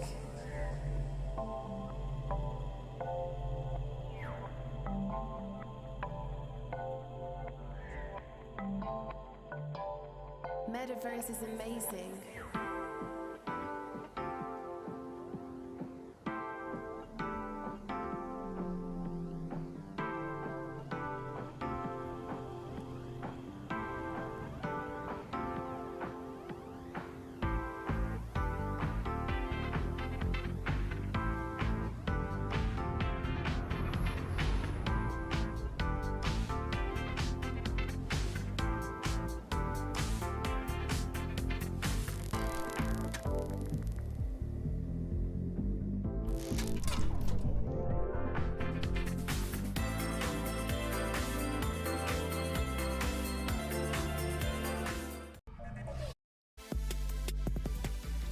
And we are back once more for the Americas Elite League, Week 3, Day 1, and we're about to close off what might be the most insane day of the tournament so far, but hopefully we're going to be able to close it off in great ways here with our final game. We're going to go straight back onto Miramar to see how things are going to go down, and that also means Group E is not going to be here. It's going to be Lazarus, Influence Rage, Team QUESO, and INTZ. These guys can rest steady as they are done for 5. But Imperium, man, as I said, been an absolutely insane day. I hope that this last game is going to pay off.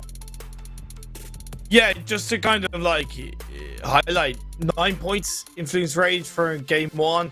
Game 2 they had Chicken Dinner with 26 points. Game 3 was still 9 points, and game 4 came out with 14 points to Influence Rage. They're not playing the final game, but it's been a hell of a day for them, and maybe look, it opens the door for another team to get a couple of I don't know what that graphic that is, for a couple of other teams to get some strong points.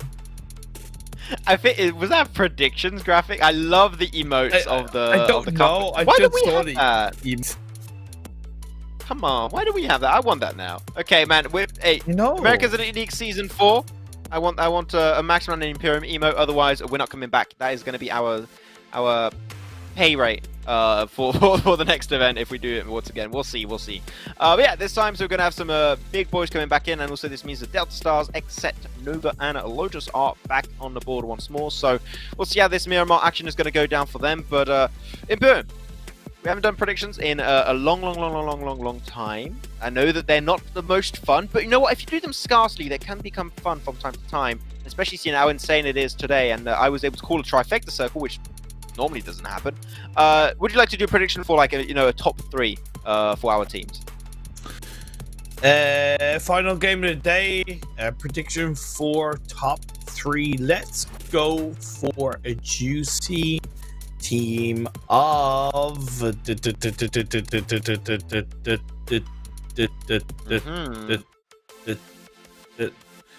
Black Dragons. We're just going randomly.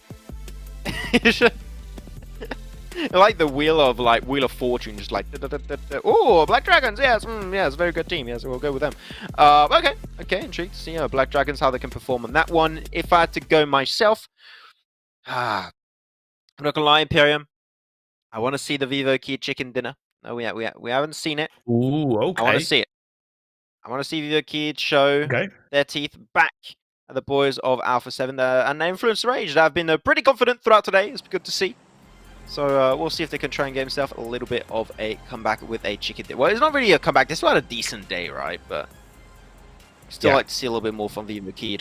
That would be the best way to close off this I was going to say third day. No, it's Week 3, Day 1 of the Americas Elite League here, and our 5th game of the day after this one will be done for today. See how things are going to be able to wrap up for these teams, and hopefully they want to close it off with a bang so that the next day is going to be even better for them in their mental state. Yeah, plane path, not really anything too tricky. Trailer park all over to the side of Puerto Pariso, but we saw some early fights happen towards Torre Omada, Cruz de Val, El Azahar, so that's something to keep in mind that some teams might crash into each another very early on. Oh, yes, yes, yes, yes, yes. XSET, they're not going to have to worry about a Monte Nuevo hot drop with Team QUESO because they are not playing in this game. Alpha point. 7 in El Pozo on their own. And wait, what was it that you said? I said good point. That's what I said. I would never judge you, Imperium. I would always. Yeah. My job to make good points. That is true. You know what? I don't do a very good job of that, but it's technically my.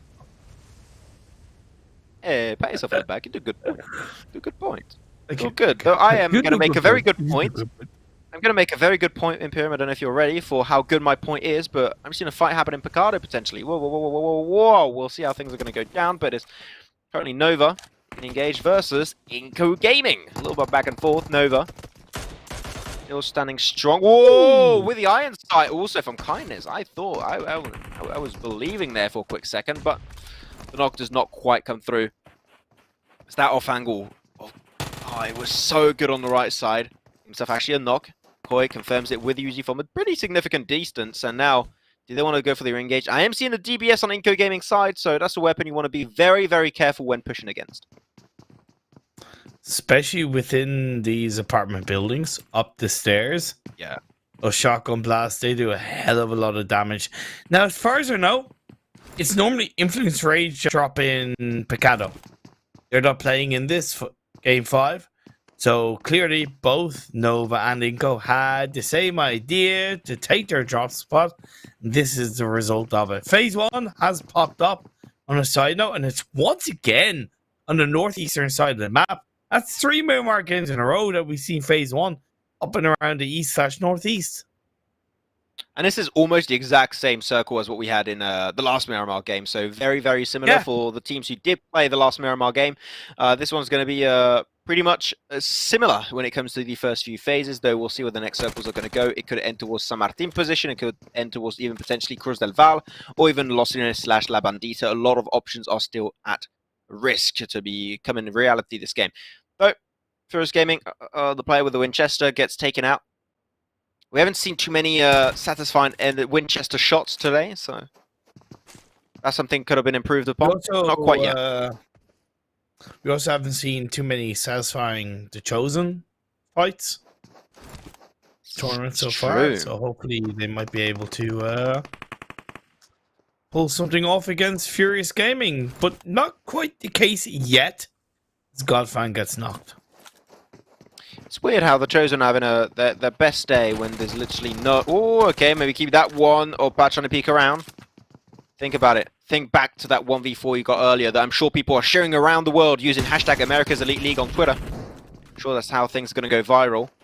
But he's going to go out. Had time to res up, get himself the first aid kid looking for info. He hears the footsteps, but not sure to... He can really locate them down. The exact pinpoint position. So yeah, Furious Gaming really playing with their food by now. Or the Chosen are just actively looking out for them, but nothing comes of it. Great job to disengage from Furious Gaming overall. Trigger can still do something for North Angle, because here's the thing. A tunnel vision can come through even if you know you have that body advantage. You can get a little bit too locked in on hunting for one player. God G is swinging around and he does catch out Trigger. Luckily, he was making a bit of noise.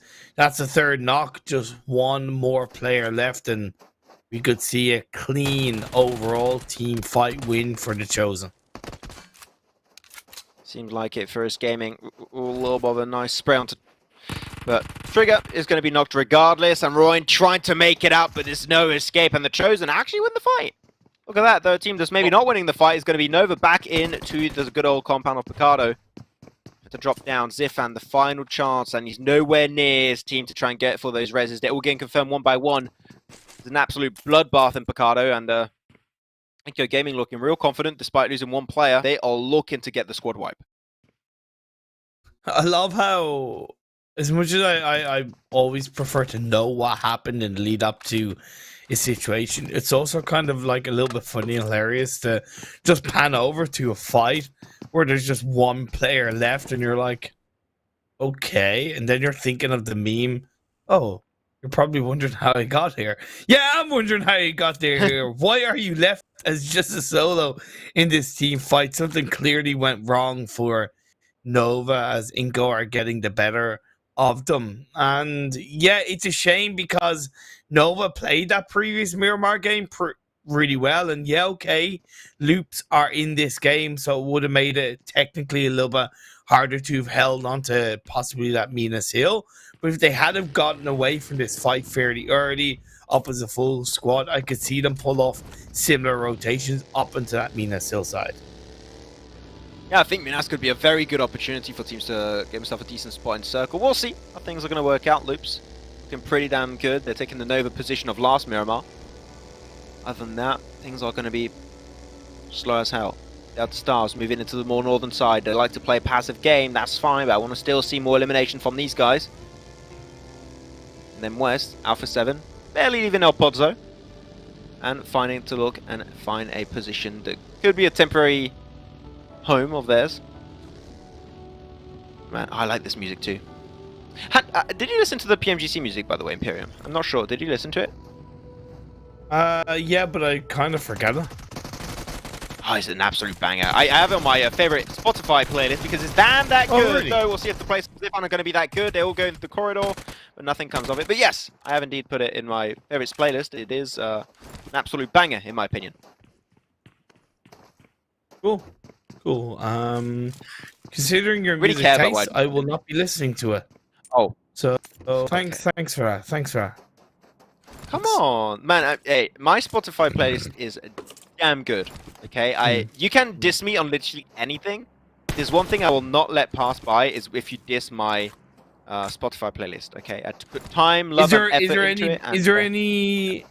Is there any Pink Floyd on your Spotify playlist? Sorry, Imperium, you're cutting up. I don't think the stream's working anymore. I didn't quite catch that. I didn't quite catch that. Okay. Fair enough. That means I can say what I want. I think Maxman is a smelly piece of French poop. You know. What? Yeah. Okay. What?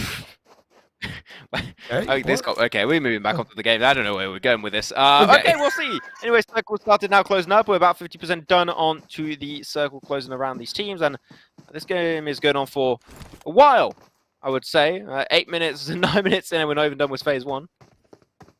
We'll see. We're taking things pretty damn slow. For the time being, some decent positions have been already overtaken. Loops have now been able to actually climb those high ground positions that we saw Nova use 2 games ago. I'm also seeing XSET get a little bit close to BULUC CHABTAN, I believe, and they're also going to be Honored Souls eking on that position. So Southwest, good to see a few sparks happen here or there. And as we talk about that, Honored Souls taking a few shots from a distance with the M4, but I would be genuinely surprised, Imperium, if we see this actually result in an elimination here. This area of the map, although it's not a priority in the circle, is an area of the map that teams do control initially. Going back to an event I commentated recently in the EU region, we saw the side of Big hold on to this kind of area of the map for a lot of the Miramar games quite successfully as well, and they got breached on a number of games in those situations. So I'm kind of not surprised we're seeing this potential engagement on the hills to the east of Picado between these 3 teams. The thing is, like I said, because it's not really a priority inside the circle, I'm a little bit surprised to see them pushing it so aggressively. They're pushing this. Okay, I am really surprised. But Honored Souls, I mean, they're known to be a team that's aggressive, but we want to see them make it to the late game a little bit more, which they've been able to to some extent. J-Way, I'll play that peekaboo play, but nothing comes of it. J7 and Killswitch are going to be the ones to stand strong versus the Honored Souls' aggression. That nade was too damn OP, apparently. The smokes are going to try and buy him a little bit of free space or free time, but I don't think that is something that really the team want to give over to Killswitch. We'll see if he can try and clutch his way through it once again. Gets a nice little spray done, but the off angle is just too much for him. Man, I'm impressed by that push. XSET was just completely surprised. Like, there's a team pushing us, and phase one's not even done, and they're breaching us and actually committing for the eliminations. Like, that is really surprising. And they want more. Pedrino! No What? way! Pedrino won that 1v1. That really shouldn't have been the case. They're not stopping though. Looking for another match. 100 souls. Oh, this is absolutely clinical. Only Reyes going to be standing here, tries to go for the spray, and that... Yeah. 8 eliminations in what is that? Less than a minute? In phase one of Miramar? Yeah.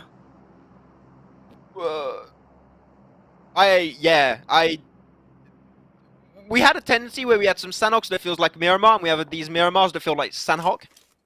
Today's a weird day. Madness. I don't know if I would say it's a weird day. Yeah. Huh. Like, what about that? Yeah, just to kind of, I suppose, to an extent, repeat myself. I'm not surprised to see fights in that area of the map, but more surprised based on the circle. I just wasn't expecting to be such a priority or such a haven this early in the game for the teams. But either way, the Blue Zone is closing in. Lotus Esports have a 2-2 split in the central area of this phase one. ESTORM is to the west of them. You have the side of Delta Stars to the north, but they have a bit of a 3-1 spot. And Alpha 7, they're just crawling their way into the circle as we speak up on the north side. I would love to see a team go for the... this is the very famous warehouse, you know, right south of the road, just south of Hacienda del Patron. That warehouse there, I think that this type of circle is dead center. It's very hard to breach if done... if mistakes are made during a breach, it's very easy to defend, so... I would love to see a team maybe such as LOTUS, maybe even such as ESTORM, VIVO Key, that's been scouting that position constantly for the past few minutes now. I would like to see that position taken by one of these squads, and I think the VIVO Key is already on the move, might be the team to go for exactly that compound, so we'll see if that's going to be the case. Other than that, circle's closing up in about 2 minutes' time, so a lot of space for these teams to actually make these rotations happen. Yeah, things nice and slow. We're easing into it, Imperium, it's cool. I think we had too much action today. And even then, the team they're trying to deliver was 8 eliminations apiece, already going over to Honored Souls. So things are taking their course. I like this suppression from ESTORM. It's not much, but it goes a hell of a way. If he gets a knock on the tray, yeah, probably not really going to push it. They won't want to push it. But at the end of the day, it's saying to Lotus, it's saying to other teams, you're not going to get near us. You're going to stay quiet. You're going to stay in your corner, do absolutely nothing, and then we're going to be able to control you, pounce on you later on. It's that psychological thing with those bullets. It really goes such a long way. So good stuff, Ronaldinho. Yeah, it's true. Bullets do go a long way. I think that's the whole purpose of My God. of Yeah, bullets. okay, nice. I don't know. I have to go with that. No, So, yeah, that was genuinely good one. Like, wait, do Honored Souls really want another fight? Do they want to get like 12 eliminations already? What is going on? They're looking out for blood. I don't even see if they went for the knock, but gonna give it a fair shot at least. Rise gonna be taking their own 8 on 8 on. I had some decent success on this one. Rise, we wanted to see them get back into the midst of it all. And here you go, that's the push. Lucky with a barrel, goes for one. Nice drop shot! Almost done to perfection, but Nate comes wide and Lucky gets knocked away. Nice attempt though. Oh, he actually nailed himself. Well, he's so good that he knocks out 3 players in one go. One of those players is himself, but Myth peeks a little bit too far, and Martin will be the one to actually get himself better of that entire fight. Honored Soul, got to be careful. This is not looking like the fight they want to take. feels bad, man, for Myth. He probably would have been knocked anyway, but the fact that he didn't secure a knock before that happened is harsh, man. It's absolutely harsh. 8 on 7, they're just about helped to get the better of Rise Esports, but there's a third party from Alpha 7, if I'm not mistaken. Is it Alpha 7? No, Loops, my apologies. Loops coming into third party. Okay, let's get it. I like it, INCO, to go exactly for the compound I mentioned just earlier, Imperium, so that's going to be a position really good for this phase 2, depending on where phase 3 goes. When it goes. that is going to be a good situation for INCO to find himself into, though. Honored Souls, nice nades from Myth. Luckily enough was able to get res despite the little bit of an overpeak on the ridge earlier. Get into that rock is the play, but no, he shows his back. He tried to do no-looksies on the nade, not something you want to do in the open barren lands of Miramar. Pendrijo finally going to be trying to join up, gets the easy info, sprays it down. There's no way you escape that one, Martin. And that's it. Elimination number 10. The double digits have already been reached, and we're only in phase 2 in Pyramids. All the game is going slowly. All Honored Souls are speedrunning in this one. I don't know where the last Black Dragon player is. Oh, he got the revive onto his teammate off the back of the knock onto Myth, so it's not over yet for Honored Souls in terms of really cleaning up this kill. However, 10 elimination points is certainly impressive. Phase 2 is about halfway through, closing in. Loops continuing to lay a bit of pressure. Is this Loops or is this Nova? Because right now, it's the exact same playstyle, pretty much exact same positioning from Loops. Yeah, they're playing it the exact same way, and I mean, it worked out for Nova, right? He got himself a second place off of that, so it did definitely prove itself valuable in the past, and if that's the case, then why not use it again? Trying to make good use of it. The circle about to close off, about 1/5 remaining before we do go into phase 3. And a lot of teams are trying to center up. Alpha 7 a little bit further on the edge up north. Then you got yourself, of course, Black Dragons and also Honored Souls down south of La Bandita. So those are the only teams that are going to make potential drastic repositionings depending on where phase 3 goes.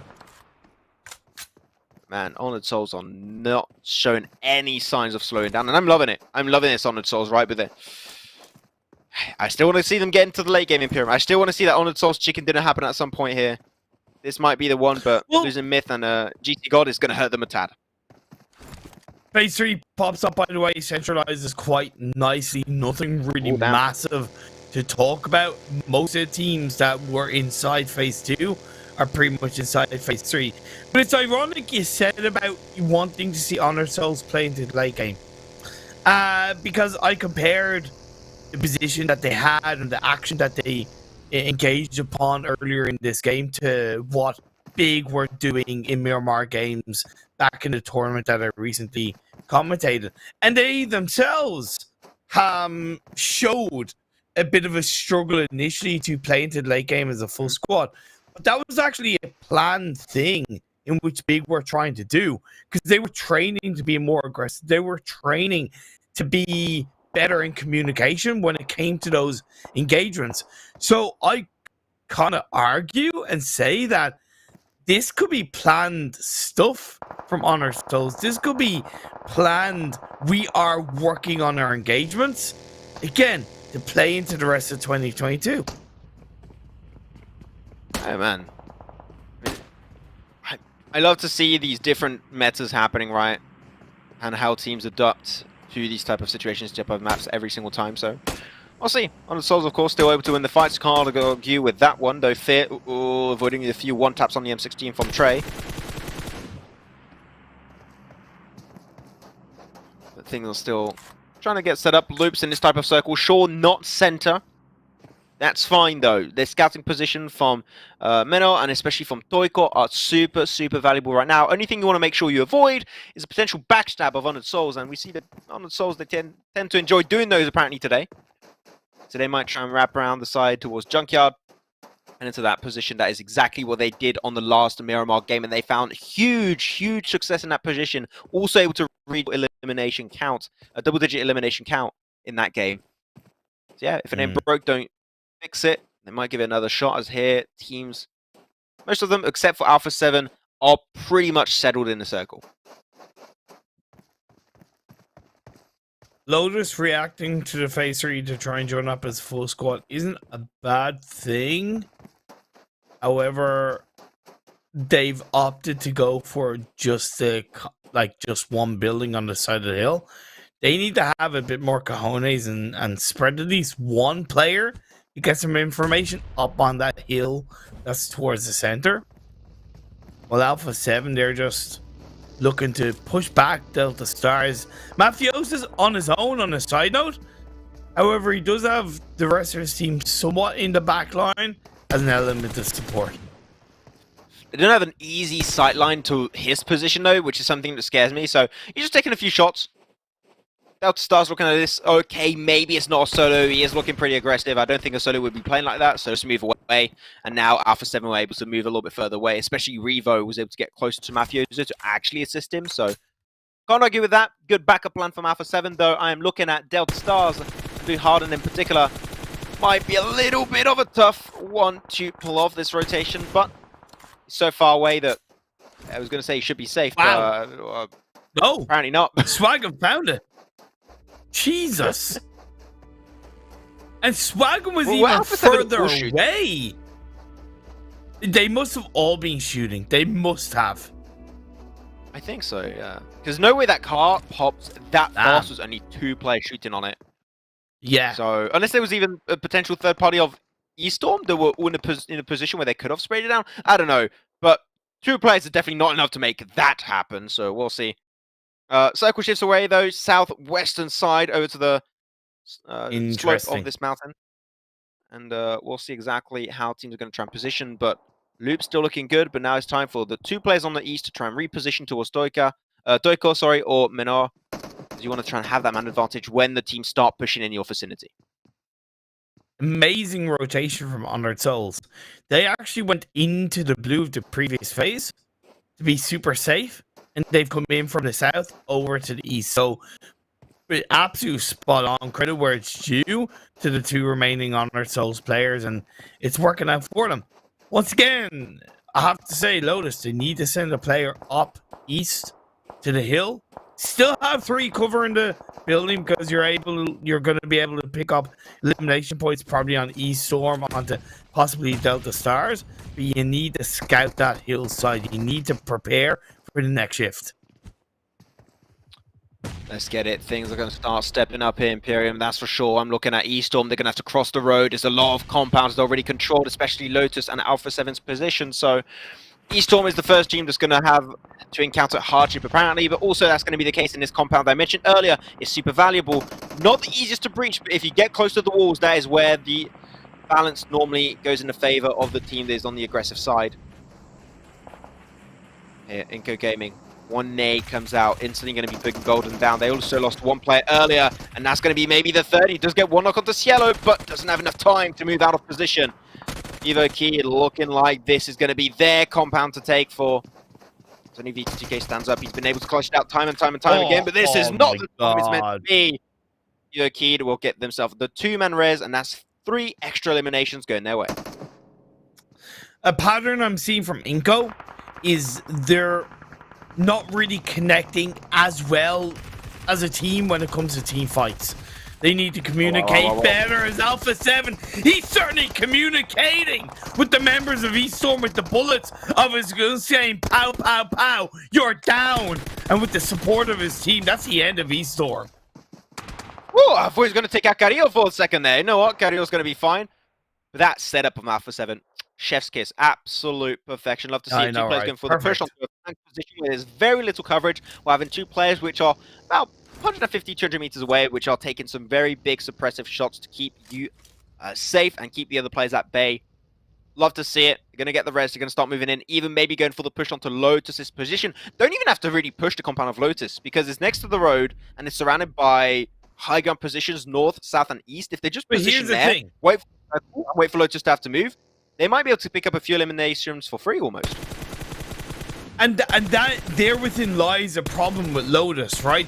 Too goddamn reactive. If they had have had a player up on top of the hill, they would have been able to move up north a bit. Probably would have been able to third party that fight a little bit, at least the players from a distance. And now, because they're just too slow, Revo is on the western edge of the circle, and Lotus have nowhere to go. I'm sorry, but I see this so easy. It's 2 plus. Oh man, it's so silly from Lotus. It's just so silly. Like, it doesn't make sense to me. Really. The angry casters came out. I'm scared, guys. Please send some help. And hashtag America's a League on Twitter. It's just frustrating to see, right? Because I you understand. know the potential, you know how obvious it is to pull off, and I get why they're kind of scared, but it's just not getting them anywhere, right? It genuinely isn't, and teams like Alpha 7 are playing them like a fiddle at the moment, and it's a little bit frustrating to see. Not as if you die in the game, you die in real life. It's not that realistic. Don't worry about it, guys. Dome at Theo, so a little bit of an overpeak. That's going to cost him to get knocked. They're trying to push it. There you go. But it was all a trap, Imperium, because they have that off angle of Revo that's just so damn potent. So weird. I felt British for a second there, but Yeah, that he's was going to be able to make full decidedly usage of it. British. It was so, Yeah, it was, right. so- So, oh my god, such a good flank, yes. Oh my god. Or Stewie Griffin. Someone told me I sound like Stewie Griffin apparently, which I do not know if I agree with, but Lotus now going to get pushed because Alpha 7 are like, yeah, we made their numbers dwindle, they are faltering, they are struggling, and now it's time to go for the engage, and it is as easy as can be, as that's 4 extra easy elimination for Alpha 7 to take home. Props to one of the last players of Delta Stars. Fraggers has been getting a couple of really kind of clean shots at the Alpha 7 and just be like, oh, I'll pick a shot off here, pick a shot off there, without committing too much. Of course, he's made a bit of noise. His teammate Elite carved an entry point into the southern or the southwestern edge of the circle, but Vivo Keed have been able to play up on that western hillside edge. Loop still up as a full squad down on the south side. They're picking apart Black Dragons. Yeah, here we go though, the push. Elite's also trying to hold on to the side. Not well spray done, but nothing of huge value was Fraggers.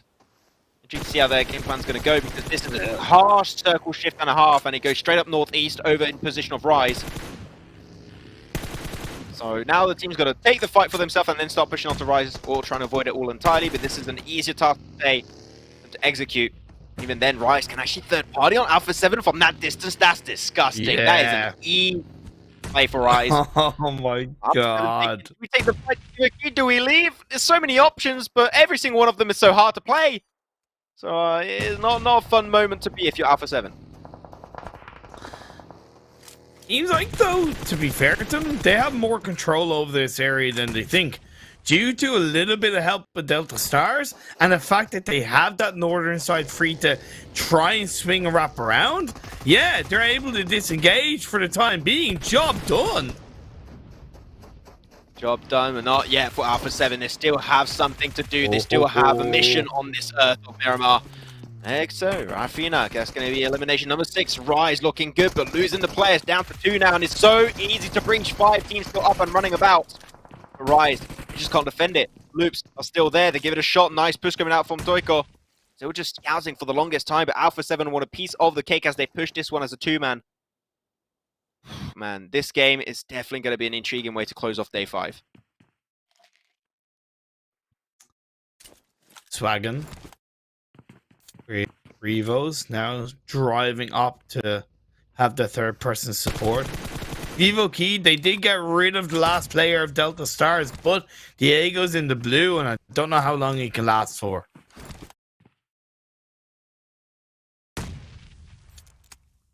Oh, nice nade on Swagger and Doiko. That's exactly what we want.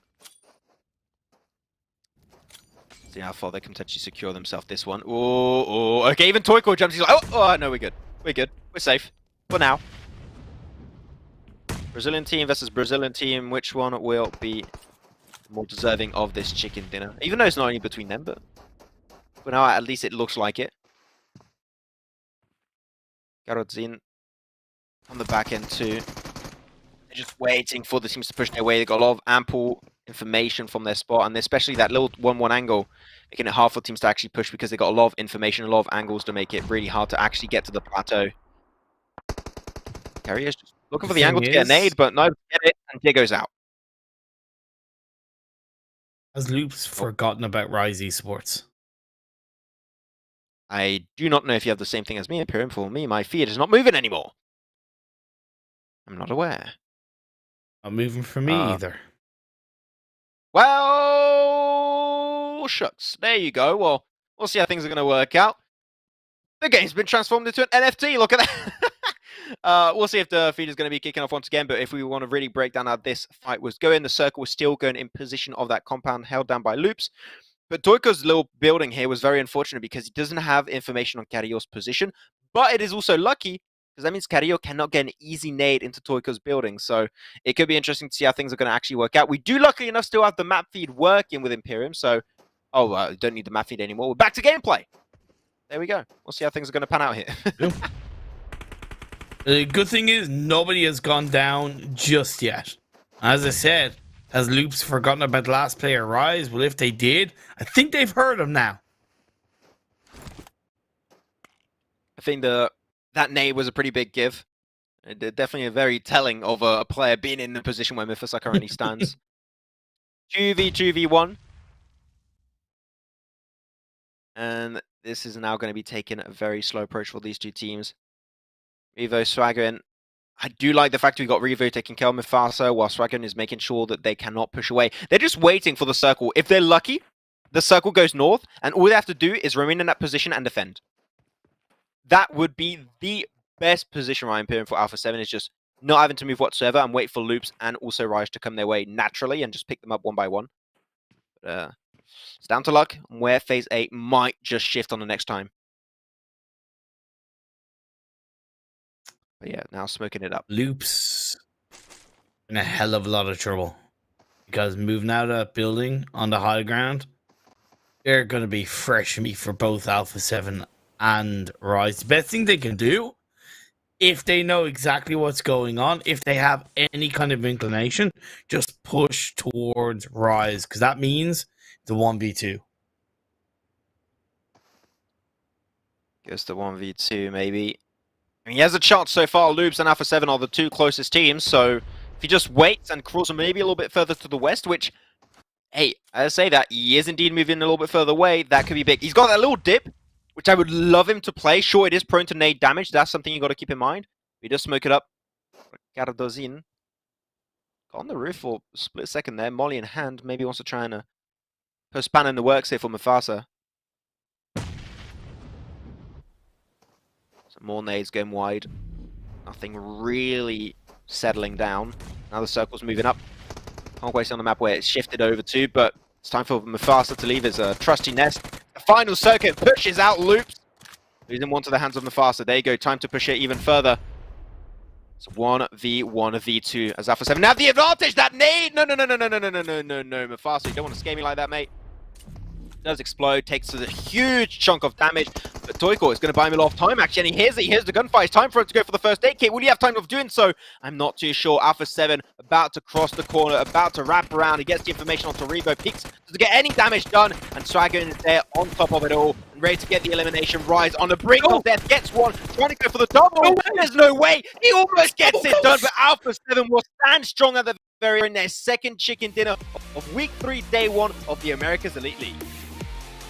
Jesus, that was close. My lord, I thought Mufasa had it done. That was well executed by Alpha 7 in the end, and it kind of played out, unfortunately, how I thought it was going to play out.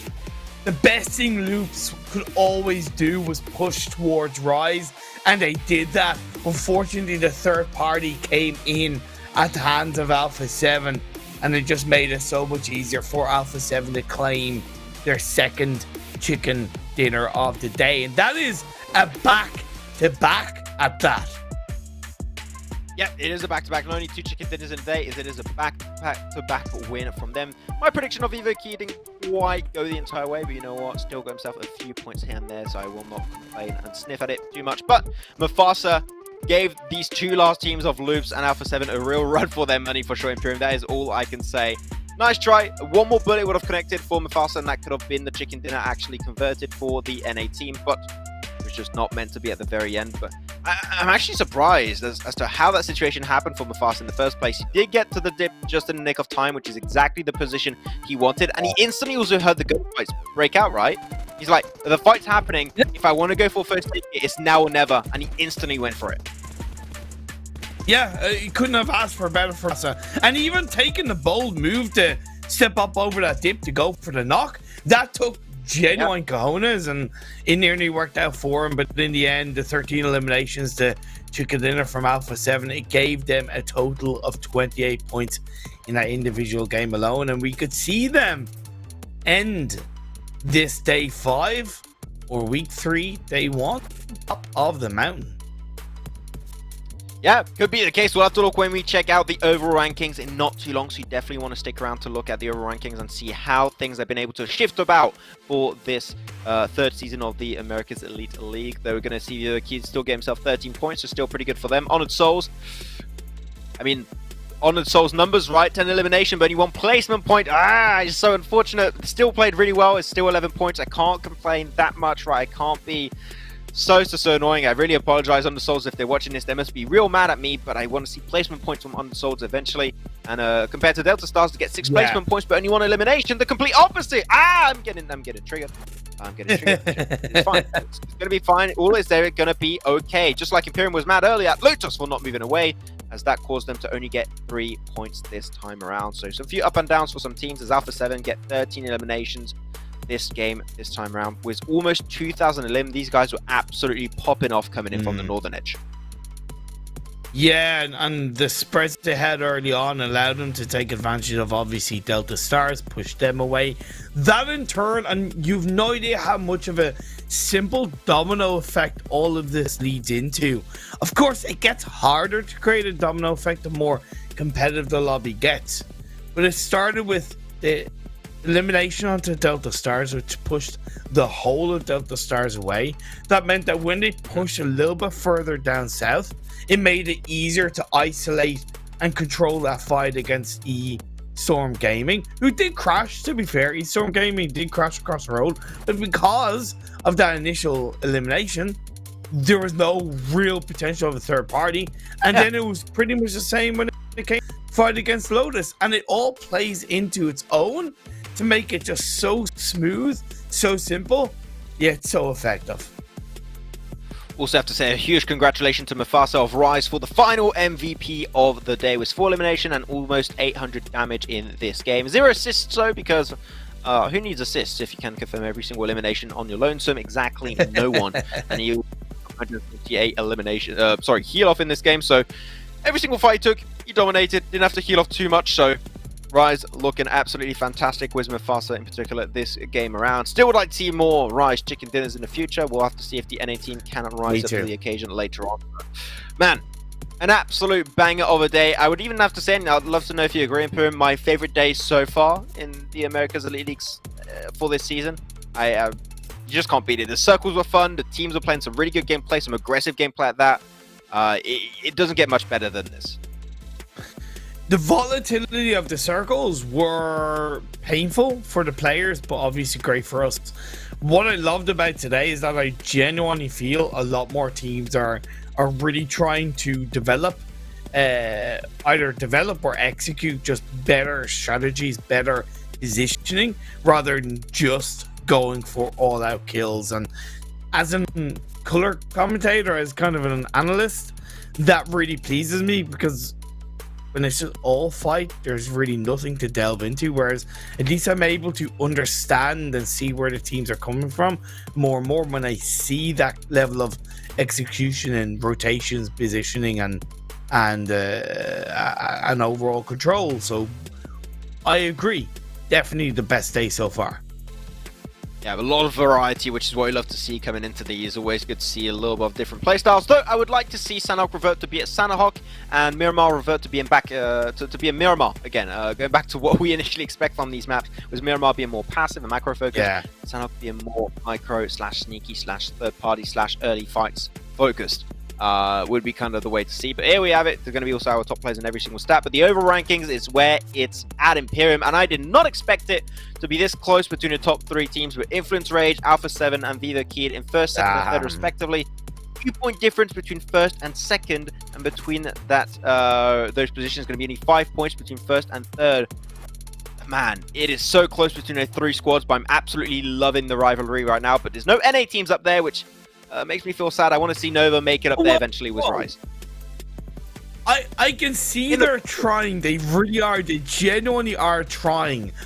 And they're not far away. Yes, technically that deficit is kind of increased, but it's not decreased enough that where I think they're going backwards. It's just VIVO Keyed Alpha 7 Influence Rage have just played that little bit better.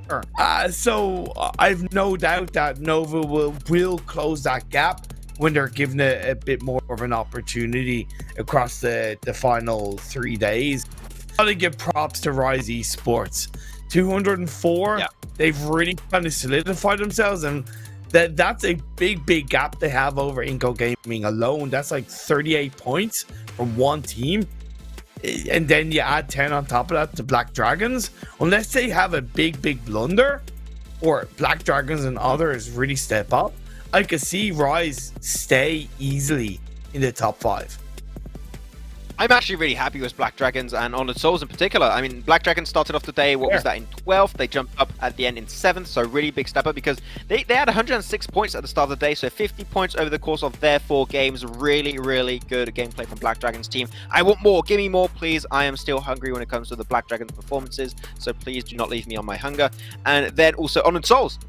Started off the day in 14th position, was 103 points, and finished off the day in 8th with 141. So we are starting to see some teams we wanted to see rise up to the occasion, actually making it up there. Always good to see, though. Looking for the top kills of the day. It's going to be the boy of little boy, just a little boy, but not a boy that you should definitely ignore, because otherwise you'll make you regret it severely. With 14 eliminations over the course of today and almost 2,000 damage over the course of his 4 games. Little boy. I had so many players that I've been mentioning that I've been really happy to cover for the first time here, as this is my first event casting teams over in the NA/SA side of things. But Little Boy is another player that has just surprised me in how strong and consistent this player is. And I want to see more. I want to see. You say that there are some teams that are PMGC ready. You say that Influence Rage is PMGC ready. I would even go further and say that Little Boy is PMGC ready, because this man is an absolute beast. So we have Power Boy, we have Cool Boy, we have Little Boy. I'm here for it. We had Fireboy. We had so many players. Like you had High Boy. You got so many. Yeah. You can even go with. But yeah, I don't know. There's so many things to break down, ladies and gentlemen. But that is going to be all for us today. Thanks so much for checking out all of the action for these 5 games. This was week 3, day 1 of the Americas Elite League. Even though the day's finished and we're going to have a 3-day break, feel free to also still contact us with hashtag America's Elite League on Twitter. We definitely do appreciate the conversation, and we'll try and reply if you guys put some stuff out there. But Imperium, we're going to be, as I said, having a 3-day break, and after that we'll be back on the 25th for day 6 of the America's Elite League. You definitely do not want to miss it out. Thank you once again, Imperium, as always, for casting with me. It's an absolute pleasure. Thank you to myself for being me, I guess. I don't know where I was going with that. And yeah, thank you to you, especially at home, for checking out today's broadcast. It's been an absolute pleasure to bring you the action, and we'll see you on the 25th for day 6 of the America's Elite League.